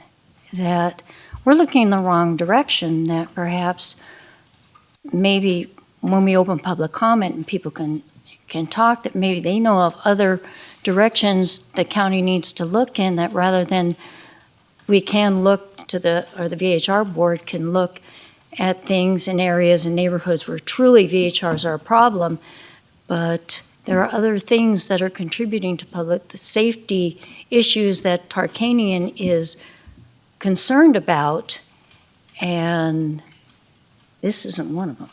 And you get what I'm trying to say, and maybe I'm kind of convoluted, but this is something that really jumped out at me when I saw this large event, going, whoa, wait a minute, we're barking up the wrong tree here. Anyway, that was my comment, and I wondered if you had any information on this large property and these large events up there. My comment. Questions from the other commissioners? Paul? Mr. Stravelo, in the documents that you've given us, if you do some very rough and basic mathematics, it's actually arithmetic, there's really only 4 to 6%, at least by my count, of the parcels that are available to be, to the extent that they were permitted, VHRs in this area that we're talking about. Am I right in my arithmetic? Ernie Strela for the record. I think your math is not too far off. The density, we just calculate density for the non-affiliated in general, and it's a popcorn nature in that area. So if I were to take like a specific area and count the houses, it might be able to come up with a little bit different number, but they tend to be spread out somewhat. And the non-affiliated, I believe, are, from what I've seen, the properties are larger because they're older properties, I think, versus the HOA properties. It was brought up about some of the roads and stuff by the Minden Inn. The Glenbrook Inn, which I think they typically use golf carts down by the lake there where the Minden Inn is, or Glenbrook Inn is. And so there are some areas that are smaller and from the road perspective and density level, but there's no HOAs or any VHRs in the Minden Inn area. They tend to be I've been to a couple places that the Commissioner Tarkanian has dispatched me to take a look at, and they tend to be pretty large properties that he's brought me out to with big meadows, and that might be what was described. I'm not aware of tents or parties or anything like that, though. I did see commentary about restricted access, ingress and egress during snow situations on some of the hillside properties that are in the same area that would be affected to the extent we were to recommend a approval of this statute. Am I correct that that would be under part of the consideration by your department to the extent that there were any additional permits applied for? That is to say, you would look at the surrounding neighborhood, you would look at the road, et cetera. Ernie Strelo for the record. Yeah, Glenbrook has their own snowplows. And the HOA does they have pretty well treated roads that are wide in most areas that they snowplow their own roads. Cave Rock Cove, on the other hand, some of the other neighborhoods are extremely tight. They have, I wouldn't say that they're considered the same as Glenbrook, based on the road widths and the density and so forth. And when we're talking about density, your department would consider that kind of issue if it were to grant or to refuse a permit. That is, it would be too dense for such a neighborhood that had restricted ingress and egress. Correct. Thank you, sir. David? Yeah, I have a little problem with this because I'm thinking about how we currently do this, and zoning doesn't play any part of it. And so basically, you're telling the people north of Cave Rock that they lose their property rights to do what they want to do with their property. That seems very difficult for me to handle. Can you explain that for me? This is AJ Hames with the DA's office. This is a zoning text amendment, so it does, I guess, restrict rights to the extent any zoning text would. It restricts the types of uses that can be made of properties north of Cave Rock. Specifically, it either prevents or limits their ability to use their property as a VHR. Thank you. Other questions? Kirk? Thank you, Madam Chair.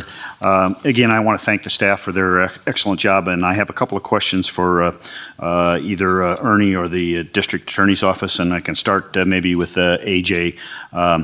Based on the court cases I've reviewed, it appears that in numerous cases, the governmental body was sued for lost income and or diminution in the values of permit holders. Since the proposal before us does not exercise eminent domain, does this cause you concern?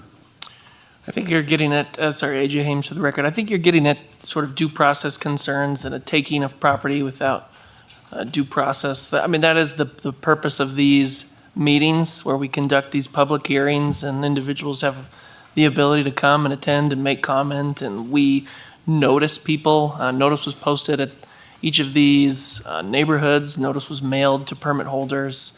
And so we are going through the steps that ensure that they are receiving due process. But ultimately, we can't control whether people want to sue the county. That our concern isn't so much avoiding lawsuits, it's just complying with the law and making sure we're not violating any rights. And in this particular respect, because we're following the proper procedures for a zoning text amendment, those rights would not be violated. Thank you very much. We have background materials and 3 findings which to base our decision, and then a list of recitals which attempt to justify the amendment spanning VHRs in the 5 locations specified. In my mind, there's a great disconnect between each of these components, so I'd like to kind of address them. At one point, the staff report says, quote, "It's believed that taking this action," meaning the ban of VHRs north of Cave Rock, "will promote the use and development of the high-density tourist overlay zoning district and further funnel tourism toward this area." I think the casino area does Kirk, not we need... still have to do public comment. I still Okay. have a few more questions. Okay, just letting you know. Thank you, ma'am. I think the casino area does not need more development, and I can't see that the elimination of a handful of VHRs in an area 9 miles away does anything to funnel tourists to the casinos. or that such actions would be in the interests of Douglas County residents. Mr. Strelo, am I missing something here, or AJ? This is AJ Hames from the DA's office.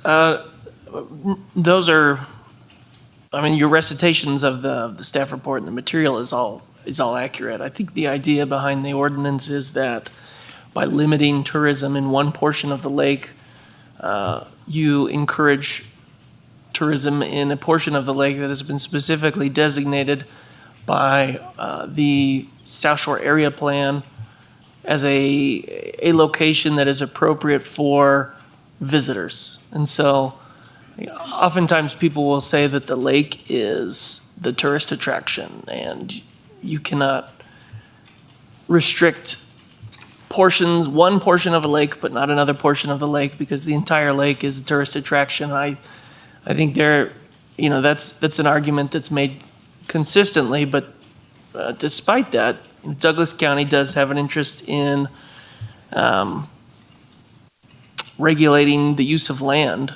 And so part of that effort to regulate land involves the county telling tourists essentially which parts of the lake are for them and which are not. And so this ordinance is an attempt at specifically designating portions of the lake as being more tourist friendly than others. And specifically, it's kind of earmarking every area north of Cave Rock as not being as friendly to tourists or as accommodating or as able to receive them and serve their needs as areas closer to the casino core where there are additional areas for lodging, recreation, shopping, things of that nature.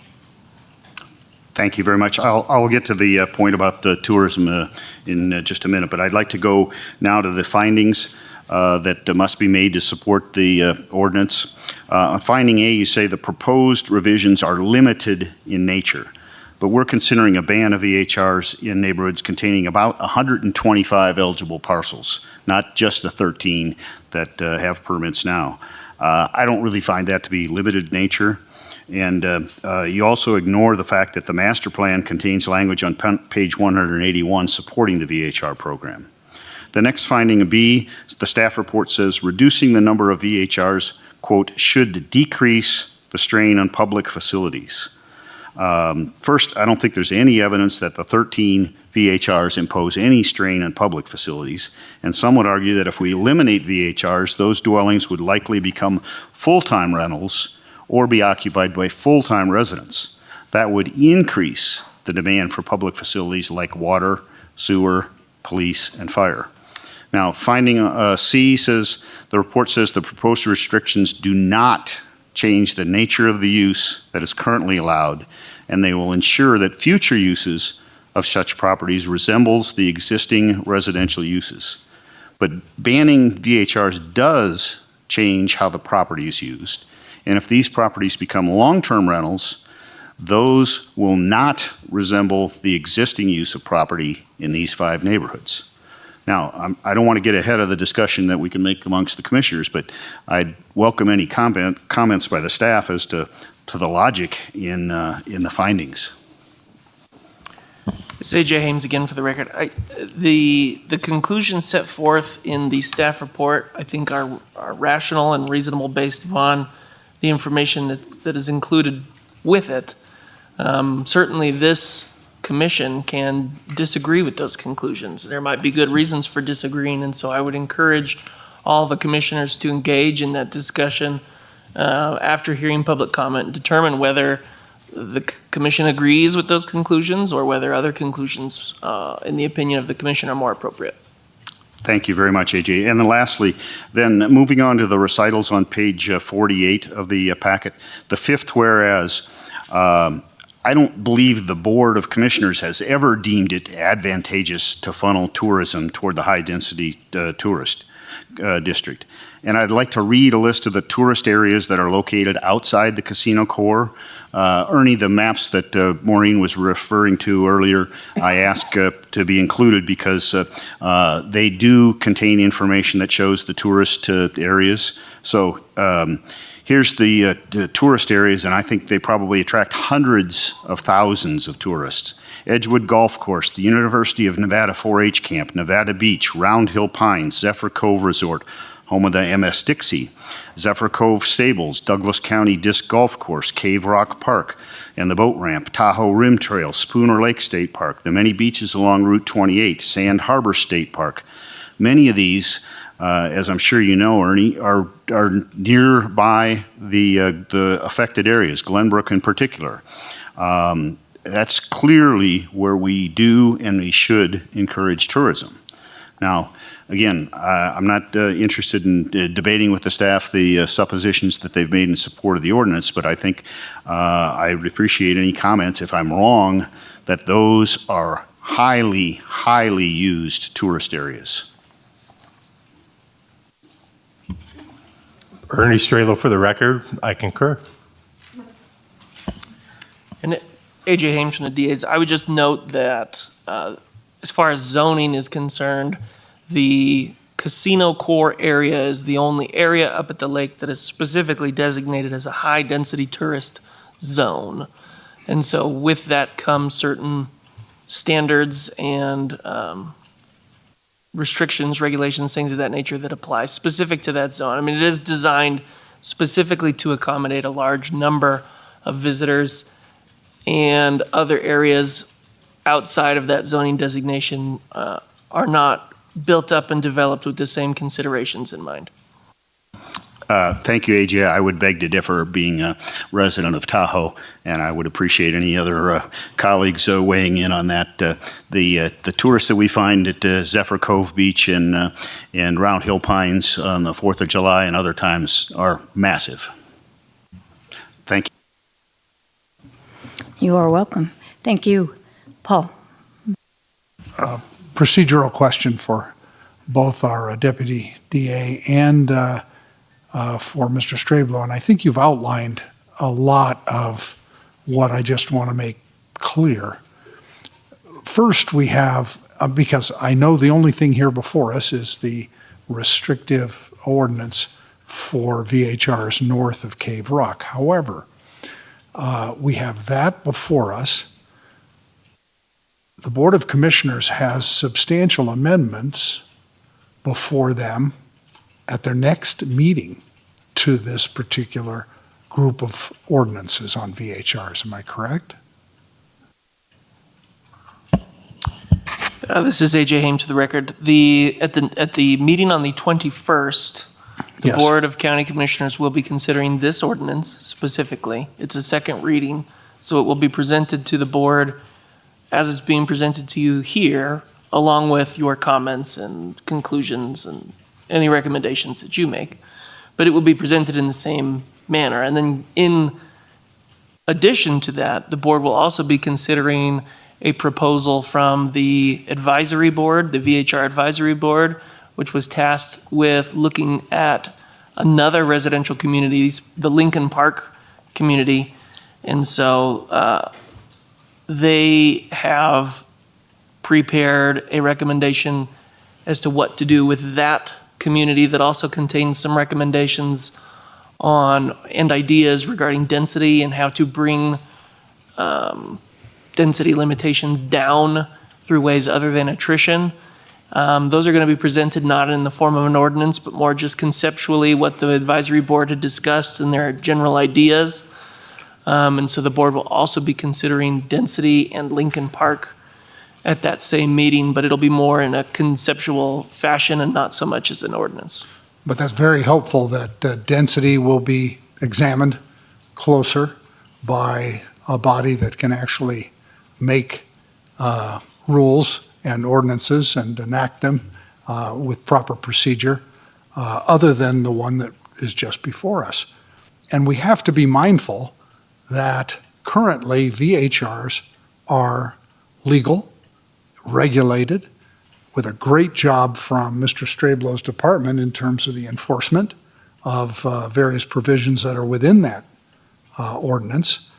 And yet, we have to be also mindful that there is a pending signature approval and examination, an initiative that would, to my understanding, eliminate most, if not all, VHRs in the area. So we have the overlay of all this activity, recognizing just what's before us here. But my suggestion to my colleagues, and subject to public comment, this may be improvident in terms of thinking through the steps that are going to be coming within weeks or months in the future, so that the elimination in a piecemeal fashion might not be the best way to go, and we should leave the statute alone for a while just to see how things work out and let the initiative process work through its course. Thank you. Bryce. Thank you, Madam Chair. I just want to say I do have comments, but procedurally, I would like to wait until public comment takes place. Okay. I would like to open public comment now.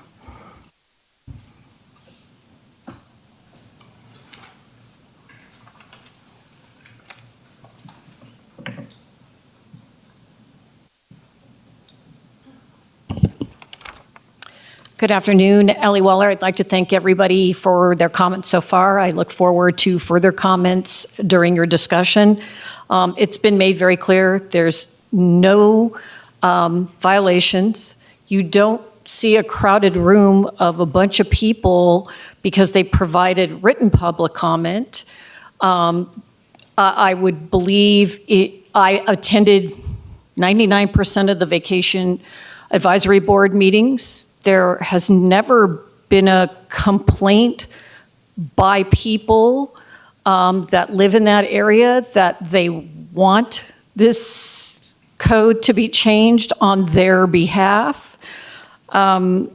TRPA doesn't have a vacation home rental code that directs anything to a specific zoning district. There is no environmental impact analysis done by TRPA if you had to go down that road, and no local jurisdiction has any environmental impact analysis provided on vacation home rentals. I think this is a no-start issue, and I'm hoping all of you will vote to decline this request from a Board of Commissioner. Thank you. Thank you.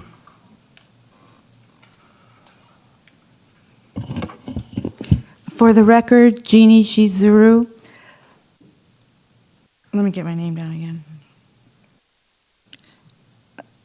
Further to what Paul Bruno said about a VHR initiative process going forward, I want to say this proposed ordinance is a public relations disaster.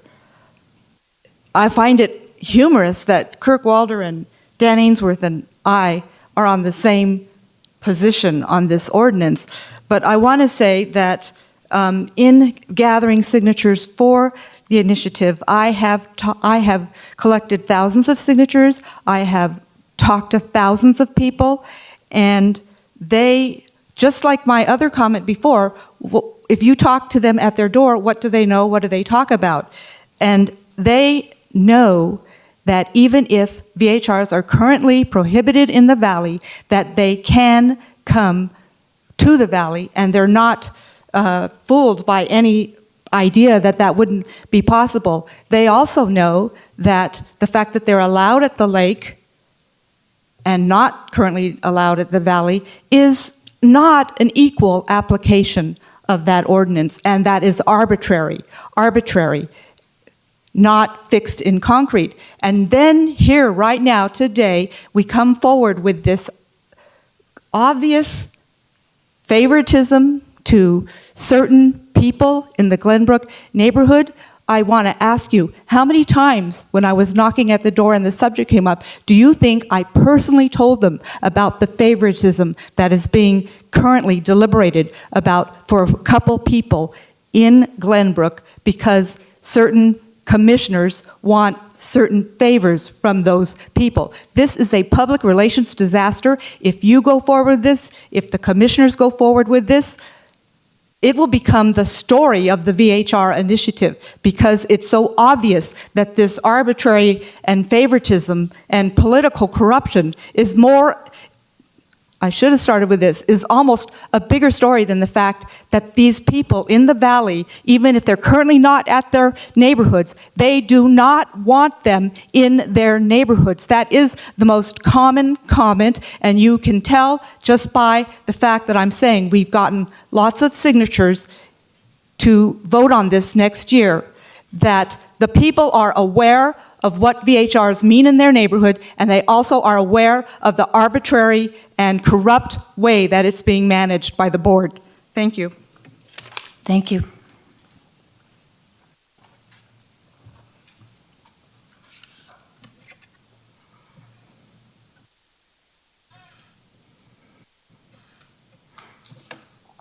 My name is Kevin Carr, and I'm a lifelong resident of Douglas County. I'm a licensed real estate broker who has been managing properties inside the gate of Glenbrook for 30 years. I have been quietly providing short-term rentals and paying room tax to Douglas County without one complaint filed. I manage both Glenbrook Homeowners Association, GAHOA properties, and non-GAHOA properties. I've always treated them the same with strict occupancy limits and rules. We have low rental density and low rental usage. My goal has been to match the existing residential use by only renting to Glenbrook families and friends through word-of-mouth advertising. Lord knows I'm not perfect, but I have worked 7 days a week during the last 30 summers to make sure Glenbrook rental homes are well managed. When I served on the VHR task force, I believed one of our primary responsibilities was to make sure the vacation rental houses fit in as closely as possible with the residential neighborhoods. We addressed this by recommending increased enforcement, occupancy limits, and much tougher rules regarding noise, parking, and trash with significant fines. We wanted renters to obey the rules and respect the neighborhoods they are visiting. We also recommended forming a VHR advisory board, which, by the way, has been doing the heavy lifting when enforcing the new ordinance. They have eliminated many Tier 3 party houses and have been strict about upholding the ordinance rules. I really don't think they get enough credit. After many years, I believe we finally have an ordinance that is tough but fair and equally protects all types of properties in Tahoe Township. Now, you are being asked to revise the ordinance once again to ban VHRs in certain neighborhoods because they are north of a geographic feature. Is it because of high amounts of complaints? Nope. Is an ongoing issue with the VHR advisory board regarding these neighborhoods? No. Let me be very clear. You're being asked to take away permits from law-abiding owners that have been following the rules to rezone a portion of Tahoe Township because that is where the rich and powerful live. How can you say VHRs are not a compatible residential use north of Cave Rock, but they suddenly are south of Cave Rock? It doesn't make any sense. Imagine if you owned a house and years later a developer purchased a large property next to you, built hundreds of homes, and formed a homeowners association. For over 35 years, both you and owners in the association occasionally rented your homes on a short-term basis following county rules and regulations. Now imagine the homeowners association changed their rules and enacted rental restrictions. As the property owner next door, you would think, fine, I'm not part of the association, I can still rent like I always have. Now imagine the county steps in and says, sorry, homeowner, you can no longer rent your home because the association next door, one that you do not belong to, changed their rules, and now you are also out of luck. How would you feel? That is what you're being asked to do with the unaffiliated properties in Glenbrook, and it is not right. Please do not change the existing ordinance. Rezoning a portion of Tahoe Township is not needed, and it is not justified. I'm available for any questions you might have. Thank you. Thank you.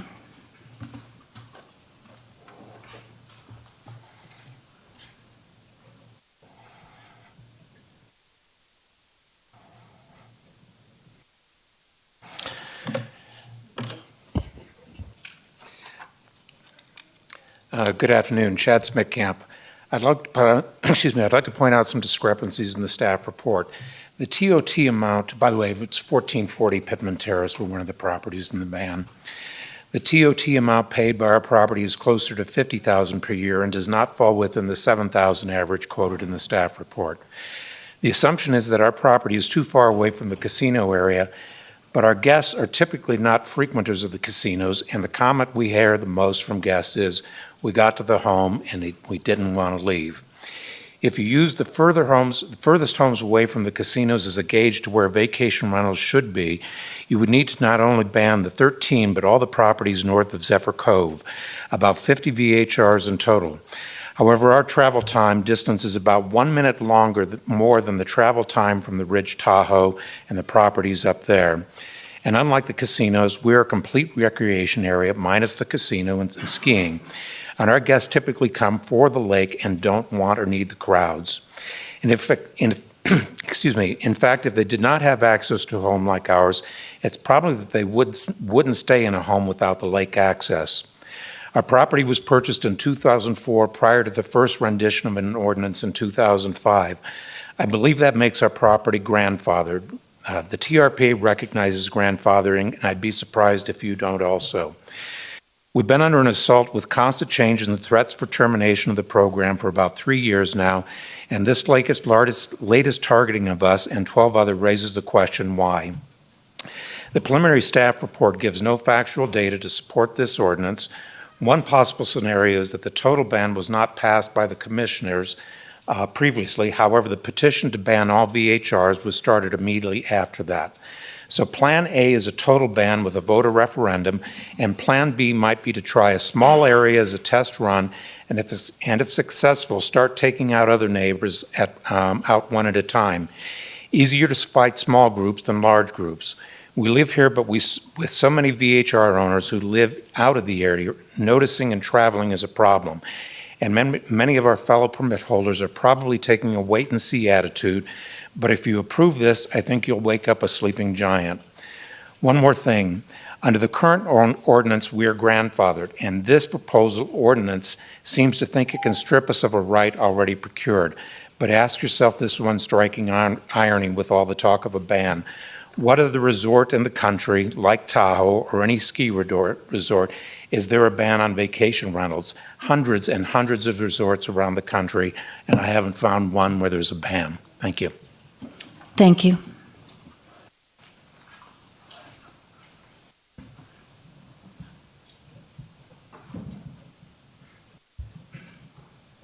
Good afternoon. My name is Bradley Paul Ellie. I'm the attorney for Michelle Main and Mr.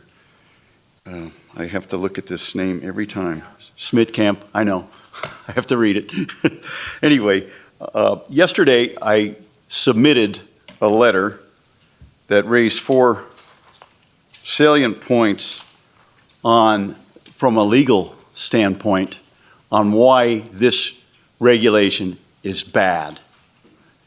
And the first one deals with regulatory takings requiring compensation to VHR permitted property owners. The second one is arbitrary and capricious application to all scenic area regions within the Tahoe Justice Court jurisdiction. The third one is the spot zoning. And the final one is the Nevada Constitution rights prohibits bills of attainder, which I've been practicing law for 41 years. That's the first time I've ever had a bill of attainder case. U.S. Constitution has it in there too. What that says is you can't criminalize something that's been legal before out of punitive motives. And I suggest that this board look at the punitive motives of some people in the Glenbrook Homeowners Association that just don't like little people being able to rent near them. As to the first point, Mr. Hames was asked a question by, I think, Mr. Walder about what about this taking issue? And Mr. Hames responded about due process. Due process is a separate area of the law. Taking property for public use is called eminent domain. But there's another type of taking property without compensation by the government. That's what Section 1 addresses. The McCarran International Airport v. Sisolak case is cited, as well as the City of Las Vegas v. Bustos. Those both say, yeah, you can do it, but you got to pay for it. And I'm going to tell you right now that of these 13 permittees, you can be very certain that they will not sit down idly and say, okay, they made their decision. They will seek compensation for what involves a taking. Is that 3 minutes? Oh, good, thank you. As to arbitrary and capriciousness, how could it be more arbitrary and capricious where the very area they seek to eliminate VHRs from is the very best area as far as complaints are concerned? That makes absolutely no sense. And the final, is that it? Or 15? Okay, well, so be it. Thank you. Thank you.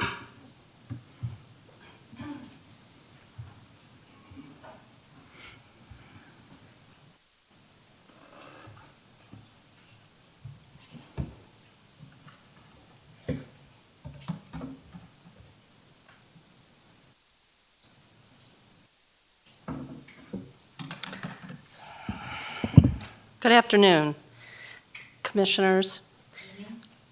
Michelle Main, owner of 1440 Pittman Terrace, property proposed to be banned. I want to start out by talking about vacation renters. Are they deplorables and criminals? They should not be in our neighborhoods. They should be at the casinos where security and law enforcement can lock them up as soon as they are witnessed committing crimes. They should not be allowed to roam around our Lake Tahoe neighborhoods. They have foiled all attempts by law enforcement by concealing their miscreant offenses of illegal parking, emptying garbage onto the streets, and loud offensive parties. And these 13 homeowners from Cave Rock Cove to Glenbrook are destroying the fabric of our neighborhoods and society. Approve this ordinance, and that's what you're saying. However, this is the farthest thing from the truth, as there is not one substantiated complaint against us. Approve this, and you're sending a message to tourists you're not welcome anywhere except the casinos, and you're unfit for our neighborhoods. Approve this, and you're messaging that the county can dictate the substance, character, and the individuals who can enter into rental agreements, whether vacation or long-term. Approve this, and you're messaging that the county has the overreach to monitor what type of guests we can have in our homes, and that the neighborhoods with the highest property values should be able to exclude people they don't know from staying in our neighborhoods. Approve this, and you're messaging that neighborhoods are retirement communities for full-time residents, and that second home ownership must be owner-occupied, and that if you let guests use your home, they will be under the scrutiny of compliance. Approve this, and you're messaging that if you don't live here, you cannot enjoy a private Lake Tahoe beach or waterfront experience, and that you can socially engineer what experience vacationers can have and where they have it. Approve this, and you're messaging that regardless of the law, precedents in zoning and grandfathering, you're willing to embroil the county in legal battles and loss of TOT revenue because you couldn't say no. This is a legal issue, not a zoning issue. Approve this, and you're messaging that visual nuisances include people you don't know. Approve this, and you're messaging that you know what the highest and best use of our home is. Approve this, and you're messaging that high-end visitors are not welcome in the East Shore and that you and your family are not allowed here. Approve this, and you're messaging that Douglas County is the most unique and powerful entity in the state by having the unprecedented authority to take away a license one given for no cause. Nowhere in the state, whether lawyers, doctors, contractors, beauticians, or even the DMV can take a license granted without cause, and no other license in the state costs as much as this one. Our Airbnb alone has 5-star overall ratings with over 138 reviews, and our guests are vetted better than a long-term renter can ever be vetted, and through public reviews from owners. Our guests are people and neighbors and should be treated as such. Thank you very much. I appreciate the time and consideration. Please vote no. Thank you. Thank you. Seeing no one else rise, I will close public comment and bring it back to the commissioners. Bryce? Thank you, Madam Chair. First, I would like to thank the members of the public who have waited patiently all day to speak on this. I know it's been a long day, and thank you for sticking around and voicing your concerns. Second, I'd like to thank Ernie, you and your staff, and the entire VHR Advisory Board. You know, the work that y'all have done over the last several years is commendable, and thank you too, sir. We finally have something that works, and I don't understand why we keep messing with it. Let's just let it work and do its thing. You know, based on the discussions I had with the DA's office last week, I'm very concerned about the impact that this has on private property rights. And, you know, I'm not an attorney, but I know what arbitrary and capricious is, and I don't know that I've seen anything more arbitrary and capricious than this. It just doesn't make sense to me. And so, and I agree with my colleague, Mr. Waller, that these findings, you know, I get the political side of it, and maybe certain things have to be written. I don't know. But in my 4 years, I haven't read 3 findings that I disagreed with more than these 3. And so I see no basis whatsoever to vote in favor of this ordinance. Kirk. Thank you, Madam Chair. I think this is the appropriate time to provide the ex parte information that I referenced in my opening disclosure. On December 5th, I had a 15-minute conversation with Leif Reed, the attorney for Larry Ruvo's properties in Glenbrook. I made this call in the attempt to gain more information than was provided in Mr. Reed's November 14th letter to the Board of Commissioners. I asked for documentation the letter said was provided for county and community leaders concerning VHR problems. At 9:37 this morning, I received 5 letters, which I have not been able to fully review, but appear to be comments between Attorney Reed and the Homeowners Association, not county officials. They were from 2020 and 2021, and they do not document any violations by short-term renters. I will ask that they be published in supplemental material and available for all to read.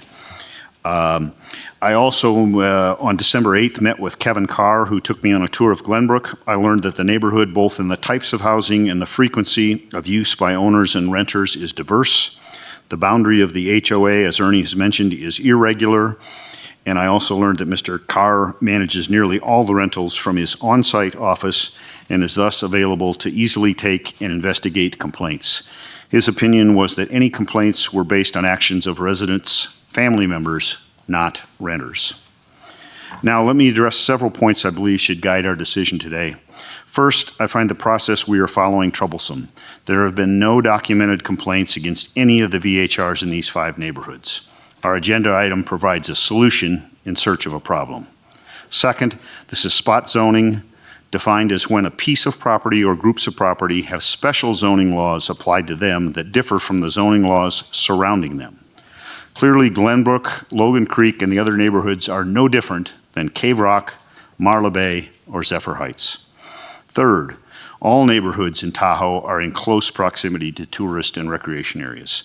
No evidence has been provided that the land north of Cave Rock is unique or deserves special protection from any issues related to VHRs. Fourth, the recitals in the ordinance we are considering are not only flawed, but have no relevance to the findings we are asked to consider. Fifth, the conclusions of staff of those findings fail to take into consideration the totality of the master plan and the impact on public facilities if the VHRs become full-time rentals or owner-occupied. Sixth, the ordinance would likely result in costly lawsuits. A recent ruling in Oregon said, quote, "These plaintiffs are a mere handful of the approximate 500 property owners who have non-conforming use rights and therefore expect and desire to continue to short-term rent their dwellings. Oregon courts decided long ago to prohibit counties from taking away the non-conforming use rights guaranteed in statute. The statute exists because taking away non-conforming use rights would be an unconstitutional taking of property." Unquote. Nevada and federal law offer the same protections. This would amount to a bill of attainder, which is defined as, quote, "legislation that imposes a punishment on a specific person or group of people without a judicial trial." I will not be supporting this proposal, and I hope my colleagues will carefully consider the information I've provided. David?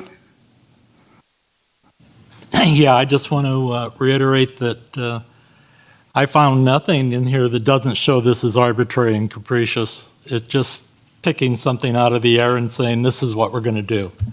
And I can't vote for that. Paul? I overstepped my, what you had allowed me in terms of commentary before the public comments, but there was nothing in public comments that dissuaded me from my opinion that this statute may be brought improvidently, and I need to see what is going to come first from the Board of Commissioners, and second, with respect to, in several weeks, the initiative, so that we do not, frankly, do any violence to a statute that has, or pardon me, an ordinance that has been operated and enforced by by Ernie and his department in a fashion that thus far has been very satisfactory. Now, my last comment is, it's not a matter of money, and I disagree with the Board of Commissioners on this one, because if it was truly a matter of money, there would be VHRs in Carson Valley, as one of our speakers indicated. So it's not just money, but it's consistency and treatment under the law. So if I were king, which I'm not, and if I was one of those rich, I believe the term was powerful and rich people behind a gate, which apparently I'm not, I would have the ordinance cover a much broader area, not only the Tahoe Basin, but also Carson Valley, because thus far it's worked. Thanks. Ken? I have enjoyed VHRs immensely nationwide, and I'd have to disagree with any of the findings in this. Mark? Well, I don't want to beat a dead horse. I find this completely arbitrary, and I cannot support staff findings as well. I have a couple things to say. A few months back, Paul made a comment that I think goes against another thing that Commissioner Tarkanian said. He said at one of the public meetings, I think it was up at the lake, that the people in Glenbrook wanted to enjoy their beach, and they couldn't because there were strangers from the VHRs walking on the beach, and they wanted to enjoy their quiet beach. Paul made a comment that at the beach club, they had people who were just motoring along on the beach, and they would pull up to the beach that weren't members. They would just pull up, oh, nice beach. And they would pull over and unload their stuff from their boat and enjoy the beach. And then the beach club members would go, do you belong? No. And they'd load up the person's boat and shoo them off the beach. And I think that happens at Glenbrook as well. People are just canoeing along or whatever, and ooh, nice beach. And they get out, unload their stuff to enjoy some time on the beach. And they're mistaken for VHR members or users, and they're not. They're just arbitrary users of a nice beach. So I think everything that's going on cannot be put down to just people using a VHR. So in that sense, I think that they are being capricious, an overused word. So like my comrades, my compatriots, we cannot support this ordinance because it makes no sense. And I think we have a duty to the people who we answer to, and we cannot do anything to enable the Board of Commissioners to land the county in court. I think it's a waste of taxpayer dollars, and they have a duty to the people who elected them to stay out of court as often as possible. I would like to also ask my commissioners if they would be amenable to sending a recommendation to the Board of Commissioners to refer the neighborhoods along the old Lincoln Highway, which is no wider than an alley, and it's worse when it's been snowing, to refer those neighborhoods to the VHR committee for review, because that's what the VHR committee is for. To review those neighborhoods for action, which is similar to what the Board of Commissioners did when they sent Lincoln Heights to the VHR board for review. To make recommendations regarding permit density, proximity to each other, and occupancy/tiers, whether or not it's appropriate to have those numbers of people and vehicles, etc., in those neighborhoods. Because one of the problems are the homes that are in there and the regular year-round residents have issues. And in those neighborhoods, it is a problem with regards to the width of the streets, the number of the vehicles, the noise. When people are turning off a Highway 50, as Mr. Strelo has said, people don't know where they're going because they have no idea of the terrain. It's dangerous turning off a Highway 50 with the sharp turns. When they get into the streets, they don't know where they're going. They don't know how to drive in the snow. In some of those neighborhoods, you have 3 or 4 cars trying to park where there is no place to park.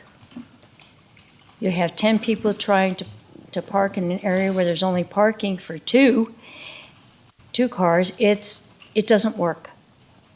The VHR board is the perfect place, the only place to review this. AJ. Thank you, Madam Chair. AJ Hames from the DA's office. I think the discussion's been productive. I think the board has done a good job of articulating their reasons for supporting or specifically not supporting the ordinance.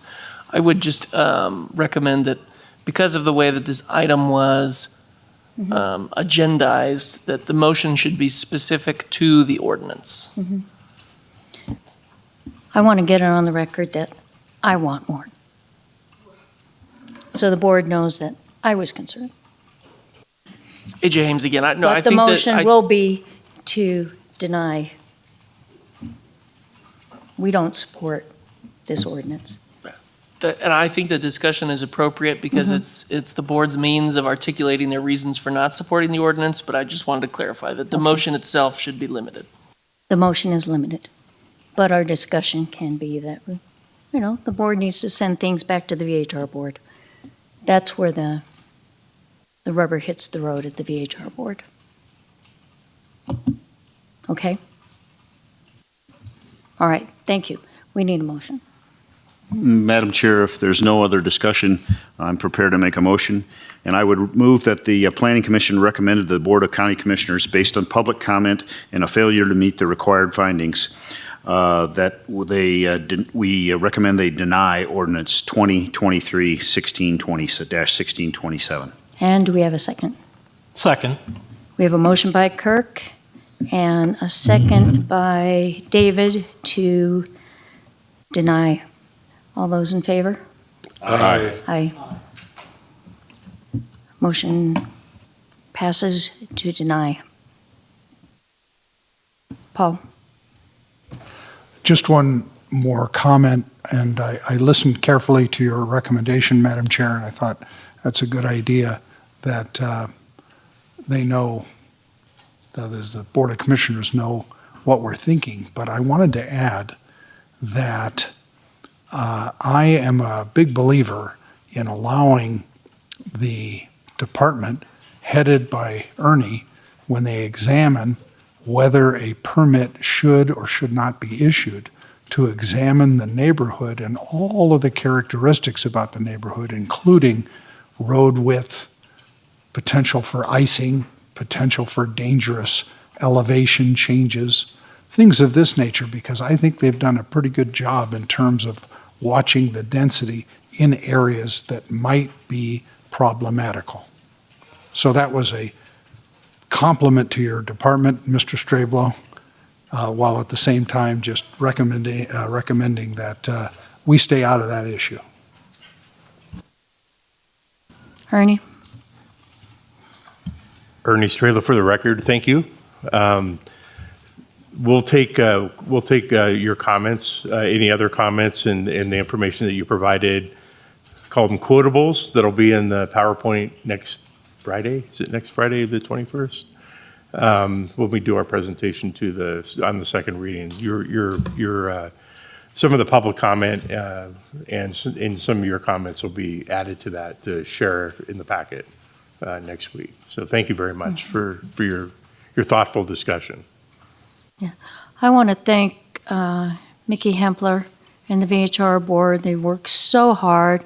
Thank you to Kevin Carr for his good work up in Glenbrook, and to everyone for being so patient today. It's been a long, long day for everyone. Thank you, Dan, for staying up on the VHRs and so supportive of the VHR Advisory Committee. Ellie. Thank you, Kate. And we have one more item. The activities report, our year-end report.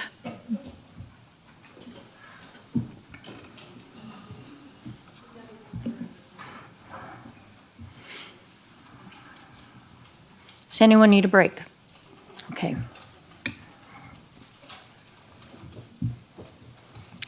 Thank you, AJ.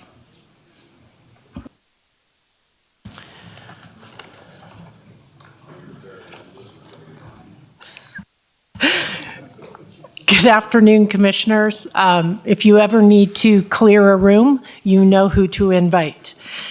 Kate Marolis O'Neill, Planning Manager, Douglas County. If you would refer to page 624 of your packet, that's where the activities report, end of year report starts. Just to note the highlighted area there on page 624, you'll see I had it highlighted, the Warm Springs item. At the time that it went to, they printed the agenda, I hadn't been at the meeting yet. Just this last Thursday, December 7th, the Board of County Commissioners did uphold the decision, the Planning Commission decision, and recommended approval with conditions, 4-1. The BOCC did add one additional condition to that project. I'm going to regarding like major applications that we heard this year, we heard 3 zoning map amendments, 1 zoning text amendment, 1 master plan amendment, 4 tentative subdivision maps, 2 plan developments, an amendment to the specific plan, and actually an additional one just came in this last submittal. 3 major variances, and then again, I did all of those were upheld, your recommendations. And then there was 1 item that was withdrawn that did come through PC, but then they withdrew. You actually denied that project, and then they withdrew their applicant, so they haven't come back forward. And that was the Bing master plan and zoning map amendment. I want to go over briefly just to review some numbers. I didn't do this last year, probably because I was a deer in headlights. So now that I have a better kind of handle of what we do and how much we do, I think this really puts a lot of things in perspective. So just in our planning department, we had 225 applications this year. 29 pre-apps, 56 development applications, 35 land division applications, mixed-use development, we had 5. And then there's a combination of a lot of other applications that fill that, are the rest of the 100. Special tentative use permits, sign permits, address change, all of those things. We roughly had 900 planning reviews for building permits. So again, our planning department will review building permits for, commercial buildings, residential, so it's not just limited to residential. The planning inbox, we average about 10 inquiries a day, which equates to 200 a month. So annually, that equals 2,400 inquiries a year, plus the individual phone calls that we receive daily. That was overwhelming kind of when I was even doing it, like, wow, that's like, how do we do that? Like, how are we able to do all those application and inquiries? And I can tell you it takes a village. And I want to recognize, my staff, the planning division, Lucille Rayo, our senior planner, Linda Doherty, our assistant planner, and Colleen Thrand Zapata, who is our development coordinator. Honestly, their due diligence, they work tirelessly, their work ethic and the pride that they take in their work is really awe-inspiring to think of what a small planning staff that we have and everything that we're able to accomplish. In addition, because we can't, this goes, I have to emphasize this, I want to thank everyone in the Community Development Department because we couldn't accomplish all those things without our fearless leaders, like I like to call them. Andrea is here today. Tom's not able to be here today. Engineering, building, code enforcement, VHR, the public counter who on a daily basis takes in a lot of inquiries and comments and everything. The DA's office, specifically AJ, he's my guiding light as far as when it comes to the county code because it is so difficult to navigate, and he probably blocks my calls or he sees, oh gosh, it's Kate calling again. I can't possibly answer another one of her questions today. But no, he's always there. I ask him incessantly so many questions. But I can't emphasize enough how much teamwork it takes to get done what we get done with truly such a really minimal staff across the board. So I just truly appreciate being surrounded by such hardworking people and really people that I really enjoy being around. So that does make all the work tolerable when you're surrounded by good people. Lastly, I want to thank all of you because you volunteer your time and your dedication to the community is obvious. And even when we're not even on the same page or, you might not agree with staff, you're still always supportive and respectful. And I know I can speak for all of us that is, greatly appreciated. On that note, that's actually it for me, short and sweet. There's still 2 people in the room. But if you have any questions or anything, I'd be happy to answer. Just a quick question on the Warm Springs project. You recall that the developer indicated that they would have more of a bridge instead of a box culvert at the west end of their project, such that you could, from the observation point, look all the way back at the Warm Springs and see the creek all the way through. And it had a natural bottom allowing for the ingress and egress of wildlife with a fencing that we put as a requirement to be visible, like a wrought iron or something of that nature, let you look at it. Did all that survive and I apologize for my ignorance for this question, did all of that survive at the Board of Commissioners level? Yes, so at the Planning Commission meeting, you recommended, I believe it was 4 additional conditions from what was included in the staff report. So those were all accepted and approved by the Board of County Commissioner, and then they just added 1 additional, which was the road granting an easement, I guess is the proper way to to state that, AJ, for a road out to Hayborn. That was one of the conditions that the Board of County Commissioners approved. Mark? Thanks very much. Okay, give me an update on TDRs. How did I know you were going to ask me that? And I'm so prepared. Here it is. So Tom and I met with Wood Rogers last week just to discuss the initial review and who's going to do what. So we kind of met the team and different individuals and what their plan of attack is.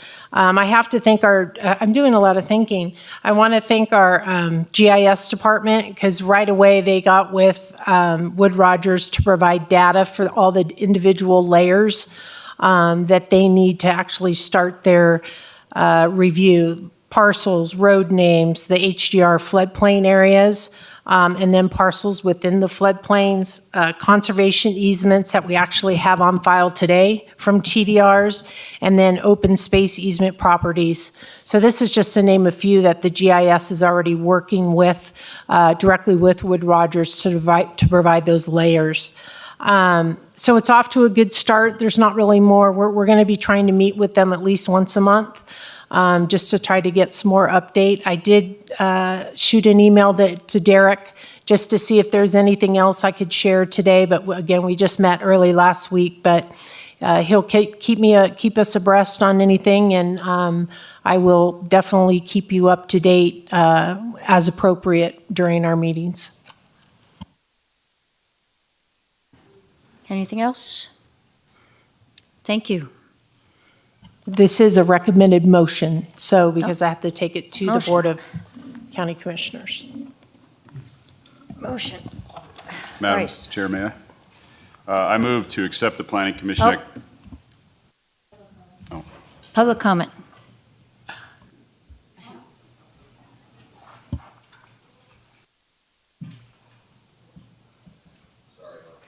Oh, no, it's okay. I want to thank Kate for the statistical representation of what the planning department does, what Ernie does, what everybody does here. I'm often in front of the Board of Commissioners asking for review. As a matter of fact, this last meeting, I asked for a review of the discretionary budget so the public and everybody else understands how that gets let. And that I believe and have said often, we need more staff in planning, community development. My question to Kate today is, the area plan for South Lake Tahoe is led by TRPA. I don't know how the process works with it coming through the Planning Commission here for the amendment for the Barton Hospital. I'm concerned. I want to make sure that the zoning overlay happens so Barton can go forward up there. I'm just not sure how the process works and how it goes through you and through our board with TRPA as the lead. Thank you. Thank you, Ellie. Seeing no one else rise, I'll close public comment. Questions?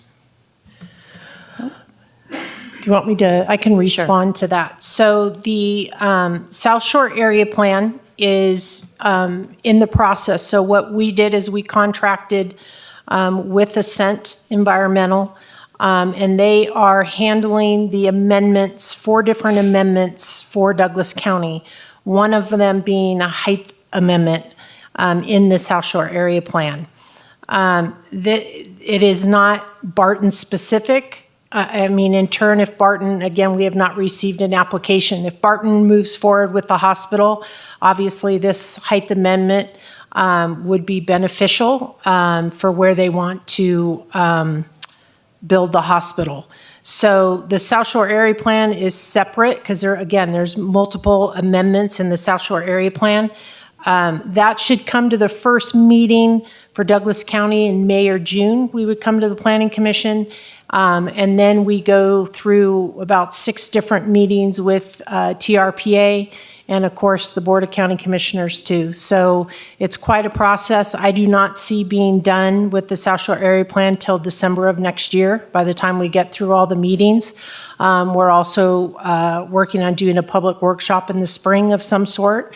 So that is that process. And again, Barton Hospital has not moved forward with an application yet. We anticipate it, I imagine, because it's a project that's being talked about a lot. But it's important to keep the 2 separate as far as the South Shore Area Plan and that application, that they are 2 separate things. So Ellie, did that help? Okay. Thank you, Kate. Bryce? Thank you, Madam Chair. I move to accept the Planning Commission Activities Report for calendar year 2023 and submit it to the Board of Commissioners, including any December agenda items. We have a motion by Bryce, Second. the last second from Ken. All those in favor? Aye. Aye. Motion passes. Madam, I'm sorry, go ahead. Bryce. I'll make it brief. First of all, I just want to thank you for your service this year as chairwoman. I think you've done an impeccable job. It hasn't been an easy year. Thank you, Mark, for your services as vice chair. And Ken, thank you for your service over the last couple years. I've enjoyed being a part of this over the last 4 years. It really is rewarding to serve your community. I hope I've done everything that I said I would do when I came before the county commission 4 years ago. At least I've attempted to along the way. So, we'll see what happens on Thursday, but it's been an honor to serve, and I appreciated working with all 6 of you. So thank you, and staff. Thank you so much. Kirk. Madam Chair, I'll pile on with Kate and Bryce's comments, and I do want to thank the community development staff, Tom, Andrea, Kate, Lucille, Linda, Colleen, all the other supporting staff, Ernie, his staff, Jeremy. They have all done outstanding work under difficult circumstances. Also want to thank AJ and the DA's office, who gives us support all the time, and we value their counsel. Our clerk staff is often overlooked, and they put in long hours before, during, and after our meetings, and we would be lost without them, and we owe them our great appreciation as well. I won't mention all of them by name because they rotate at our meetings, but our clerk treasurer, Amy Bergens, has an outstanding team, and I want to thank her, and also thank Michelle, who is doing our work today, for the excellent job that she does. And then lastly, as Bryce said, I want to thank my fellow commissioners for their dedication to the job. Ken, you have provided valuable input and service, and I appreciate that very much. We've been fortunate to have very outstanding leadership from our chair, Maureen Casey, and our vice chair, Mark Nedenrep. It's because of their skill that we've accomplished so much in our duties this year. Maureen, thank you for all of your hard work and your service to Douglas County. We appreciate it very much.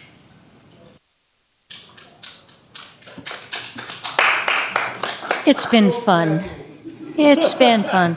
Thank you, Ken. I hope that you enjoy your life of leisure. Don't you worry, I'm going into other fires. And I'll ditto on everything that Kirk said. So not to belabor the point, so we can all go home. Merry Christmas to everyone. Merry Christmas. Happy Hanukkah. Closing public comment. Closing public comment. Mickey, and then Ellie. Sorry, it's the last thing you want to hear. Mickey Hempler, I wanted to thank everybody for their support, and I know when you call out my name, you mean my whole board, so I will pass all those accolades on to them. In response to Maureen, your comments, I believe, and AJ can tell me if I'm wrong, that when the county commissioners met last and they asked us to do an emergency on Lincoln Park, they asked us in the future to look at that neighborhood report, neighborhood by neighborhood, specifically along the Lincoln Highway or the lakeside. At least that's what I recall from Commissioner Hales. So we will be doing that, but it won't be done with a time limit, but we will be getting to it. Thank you.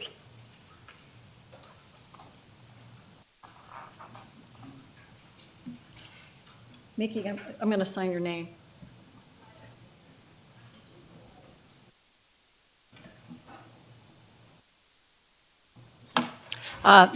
Ellie Waller, thank you for the endurance run. I got a worse one tomorrow. But I want to thank everybody here today for the conclusions you came to. I'm hoping that the Board of Commissioners also take into consideration that this has been a long journey for the advisory board. I've attended 99% of the meetings. I'm active participant, and I'm glad that I am.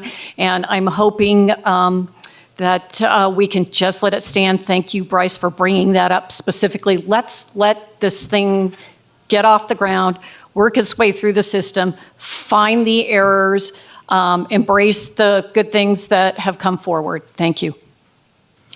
Thank you. And with that, I will adjourn this meeting, close public comment and adjourn the meeting.